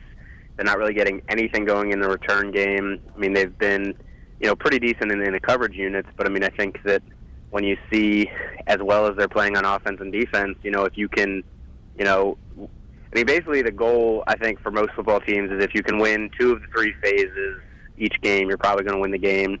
And the Saints right now are winning on offense and defense, but I think, you want to have a little bit, more support from special teams in case one of those sides is struggling in the game. And I think, they decided to go out and get a guy who's got 30 years of experience coaching special teams in the NFL. And, obviously, this seems like something where it's a knock on the current coaches, and to an extent it is. But, Bradford Banta and Kevin O'Day, the 2 guys that they already had a lot of experience. So I think, they're just getting, one more set of eyes on these guys to make sure that, they have, A, the best players in these roles, and B, that they're functioning at the highest level possible. Josh, would you consider this an indictment on Bradford Banta, though? I mean, they're bringing in a widely respected, longtime veteran special teams coordinator to basically shore up some of the problems. I can't see this being good for Bradford Banta. I mean, it's hard not to see this as an indictment of Bradford Banta. This is his first year, and obviously, the special teams isn't living up to, expectations. But at the same time, I mean, it's hard for me to say that he's done a really bad job because the special teams this year have been significantly better than they were last year, and I think you have to give him some credit for that. But obviously, they're still not playing to the level that Sean Payton wants, so he brought someone in. The fact that, Mike Westhoff is now going to be the main guy, I think, it's definitely an indictment of Banta, but, obviously, not to the point where they're ready to fire him or anything like that. Josh Katzenstein covers the Saints for NOLA.com and the Times-Picayune, joining us right here on Dunc and Holder. Josh, just real quick, relay the injury information and maybe kind of your expectations for a couple of the injured players going into Sunday's game against Washington. Kenny Vaccaro was back on the field yesterday. He was limited, but I would think that he's on track to play. I mean, he didn't practice at all last week, really, and I think that they were just giving him a little time to heal. And obviously, as we saw, they didn't really need him in that Bills game, but they'll probably need him in this game because obviously Washington has a much more lethal passing attack. They like to throw it deep and air it out with Kirk Cousins, so you're going to want Vaccaro in there, especially to play the tight ends. Whether it's Vernon Davis, I'm not sure what the status of Jordan Reed is, but either way, Vaccaro I think will be a very important piece for the Saints on Sunday. Teron Armstead was limited with rest, which is probably a good sign, frankly, that he's not listed, with either the chest or the shoulder, the injuries that have been plaguing him this year. And then probably the The biggest one that I would say is A.J. Klein. He was the only guy that wasn't on the field for any practice yesterday. He was in a walking boot after the game on Sunday. Sean Payton hasn't given us any update, and I asked A.J. Klein, and he wouldn't tell us anything yesterday either. So I would think that they're probably preparing as if Manti Te'o will be the primary Mike linebacker, and that is a slight step down, but I think Te'o played pretty well on Sunday, so I don't think it'll be the end of the world if Klein can't play. Josh, you had an interesting story on NOLA.com today about Mike Thomas, and I think it's important to point out, I mean, he's a guy that's kind of gotten lost in the shuffle here with all the notoriety that the defense has gotten, that the running game with Kamara and Ingram have gotten. No one's talking about Mike Thomas. He's only fifth in the league in receiving, and you point out that this is an incredible stat from your story. He's one of just 3 players in NFL history with at least 150 receptions in his first 25 games, joining Odell Beckham Jr. and Anquan Bolden. So what we're seeing here is the emergence of a true number 1 receiver, and yet it's almost been forgotten about in this crazy 7-2 start.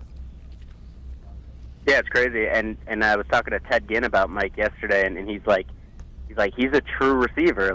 He's big, he's physical, and he wants the ball. And obviously, that's something that, beyond Marcus Colston that the Saints haven't really had. And I think, obviously the numbers speak for themselves, but, I don't think anyone should be shocked, if Michael Thomas ends up being significantly better than Marcus Colston was, and that's not a knock on Colston, but, Thomas, every time the ball goes his way, it seems like he's making something spectacular happen, whether it's after the catch, whether it's while the ball is in the air. He just always seems to find a way to either, make the play or, go above and beyond and get a first down off a screen pass or something like that. There was a play last week against the Bills where he made this, crazy, contested catch, comes down, basically runs right over the guy that was covering him, and he almost scored, but there was a safety there, so he just decided to, tuck the ball and make sure he didn't fumble it. And I think that's the really important thing. I didn't get a chance to put this in there, but, Thomas and Marshawn Lattimore's like this to an extent, too. They both seem to always consider the worst-case scenario.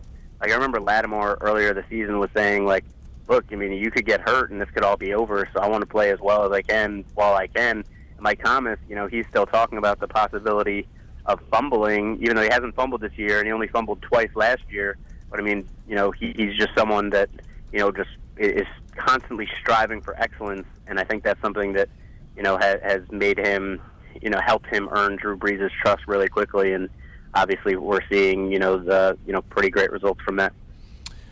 Josh, they're playing Kirk Cousins. It seems to me he's probably one of the better quarterbacks they've faced so far this year. What do you think the challenges are for this secondary and to get a pass rush on a guy who, look, we feel like is probably, you look at the quarterbacks who are playing actually on the field right now in the NFL, and Kirk Cousins is probably, top 12, maybe top 10 quarterback in the NFL right now?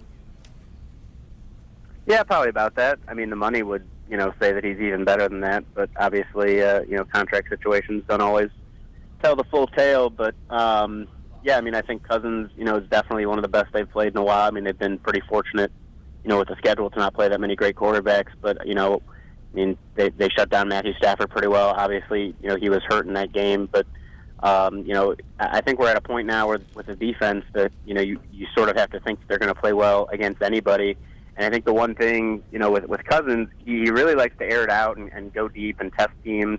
And he's had a lot of success doing it, but I think the difference in this game is it's really hard for me to think that the wide receivers on Washington are going to, have much success against the Saints secondary just based on, the teams they've shut down. There aren't that many tandems in the NFL better than Mike Evans and Deshaun Jackson, and I don't think, Jamison Crowder and Josh Doxson or, whichever wide receivers you want to pick and choose from Washington are necessarily at that level. But I would say the important thing is for the safeties, and in particular Marcus Williams, to make sure that no one gets behind them, because if that does happen, Cousins is definitely going to test them. But as for the pressure thing, that is another, important part of this game, because I do think the Redskins have a really good offensive line, and I think that, if the Saints can create any type of pressure, it'll, help the secondary a lot.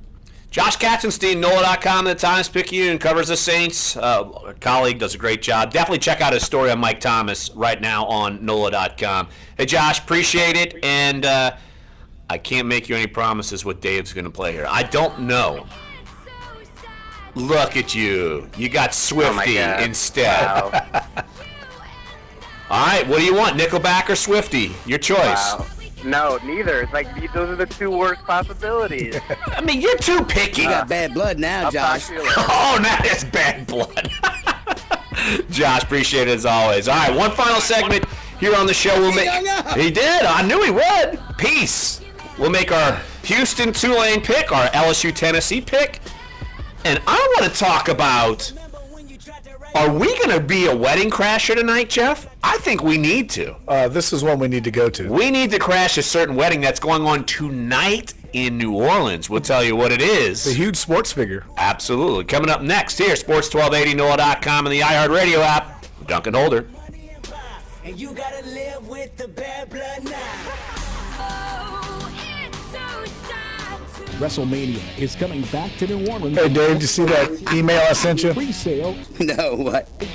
Go to Ticketmaster. You probably can't get in there. Our YouTube chat group is throwing in all kinds of requests. Oh, well, crap. I didn't see it. We've got like Fat Bottom Girls by Queen, Play Another One Bites the Dust by Queen, Jukebox Hero, Get It On, Jukebox Hero, Paradise by the Dashboard Light. Yeah, there's some meatballs in there. All right, I'm liking these YouTubers. What you they got some taste. 93% of Americans every week. That's bigger than TV. That was my Nickelback Meatloaf mashup. I don't know what that was. It sounded like Meatloaf. You know what's better than getting the best price for my old mashup. Best price for unlimited and a great deal on a new Samsung Galaxy S8. Switch to Sprint and get unlimited, plus HD streaming and 10 gigabytes of mobile hotspot for $25 per month per line for 4 lines with the 5th line free. And for a limited time, save 50% on a new Samsung Galaxy S8 with Sprint Flex. Plus, upgrade anytime after 12 lease payments with Galaxy Forever. Visit your local Sprint store. Go to sprint.com/GS8 or call 1-800-SPRINT1 today. Only at Sprint. Works for me.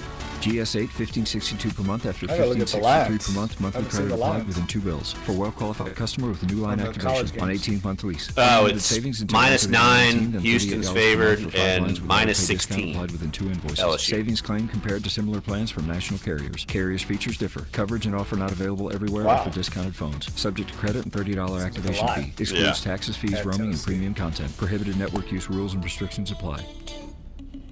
Hi, I'm Nick Jonas, and I'm here to tell you about Think It Up, a new initiative to activate student-powered, teacher-led learning projects.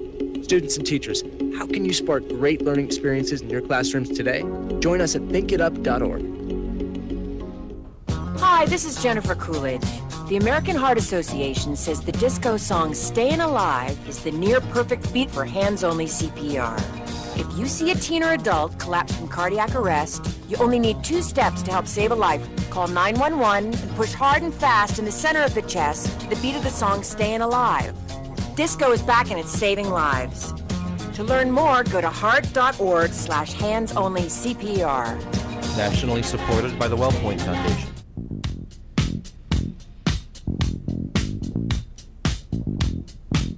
This is Dunc and Holder on Sports 1280, New Orleans.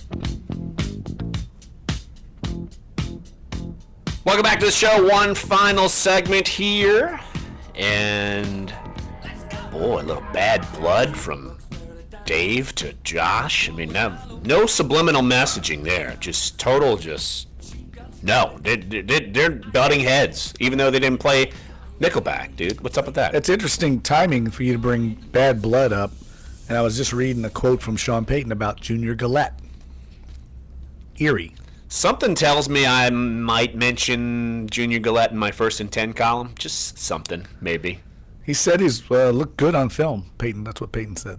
Which one? The one on YouTube where he's hitting women in a fight with a belt? No, actually rushing the passer on Sundays. Oh, okay. I'm sure Sean was like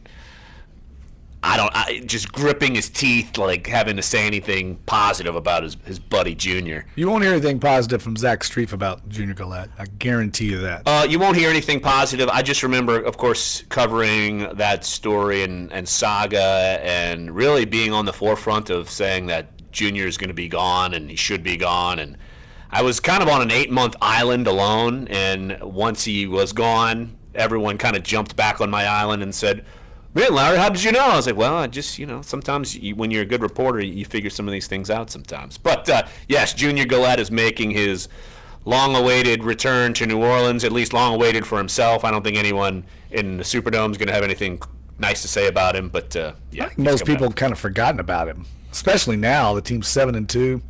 They could care less about Junior Galette. And that he's 2 years removed, missed the last 2 years, and has done nothing because of torn Achilles. Right? People have moved on. I mean, they're excited about the team right now. I don't think we're going to see much reaction to him, to be honest with you. Well, he is a reminder of when contracts go wrong, and the Saints have started riding that ship, gotten past the salary cap hit, and also you're seeing them make smarter moves, and now they're in good shape at 7-2. But, all right, we've got 2 college picks. And we got to talk about crashing a wedding tonight. So let's do our college picks here first. Houston at Tulane. Home senior day for the Tulane Green Wave. Houston is a 9-point favorite. Who you got? I got to go with the Cougars. I think they'll win by double digits. You do love the Cougars. I know you do. They got a good team. I mean, they're not as powerful as they used to be, but if there's Tulane fans out there, I shouldn't say Tulane fans because they're not going to want to hear me say this, but Ed Oliver, the defensive tackle for Houston, he's going to be a top 5 pick in a year. I mean, he's one of the best defensive tackles in all of college football, if not the best. All right, Clyde's taking Tulane. I am going to go, you know what? Tulane. Why not? Even if I'm wrong, I'll feel good if they cover at least. So, all right, LSU, Tennessee, the Fighting Brady Hokesters against Ed Orgeron and the LSU Tigers. LSU, a 16-point road favorite. Who you got? I'm taking Tennessee. I think they'll keep it close. I think they're going to rise up under the Brady Hokesters and play for the seniors. And I think it'll probably be their last home game. So I think they'll keep it close. I'm going to go Tennessee, too. I think LSU's going to win. I think they could win by 14. Right. I mean, that or whatever. But I do think that they'll at least have a little energy because they knew Butch Jones was kind of the Walking Dead. 1 minute. And now, all right. So we both have Tennessee. Clyde has taken LSU to Clyde cover. is Mr. Counterintuitive. Now, wedding time. Serena Williams reportedly getting married in New Orleans tonight. Some big-time guests going. We are not on the guest list. Why not? What's up with that? I think we're busy. We were busy. Must be, yeah. I got too many things going on. Apparently, Kim Kardashian's going to be there, Beyonce's going to be there, Sierra's going to be there, and it's reportedly a Beauty and the Beast themed wedding, and it will be at the Contemporary Arts Center. This is according to People. Wow, so we know where it's going to be. Probably be a little security there. I'm guessing. You don't think we can get in with just our Duncan Holder logo? Look, we could just show the house ad in the paper. Look, this is us. Can we get in? Here's my NOLA.com press pass. I'm covering this event. Yeah, that's not going to happen. Probably not going to get past the door. Not so much. Want to thank Clark Judge. Want to thank Todd Graffinini. Want to thank Josh Katzenstein. If you missed any of the show, sports1280.com, NOLA.com, iTunes, SoundCloud, and YouTube. So come on back. Locked and Loaded Friday show. So good times, Jeff. Enjoy fishing, and we'll be back tomorrow. Sports 1280, NOLA.com, and the iHeartRadio app. Duncan Holder.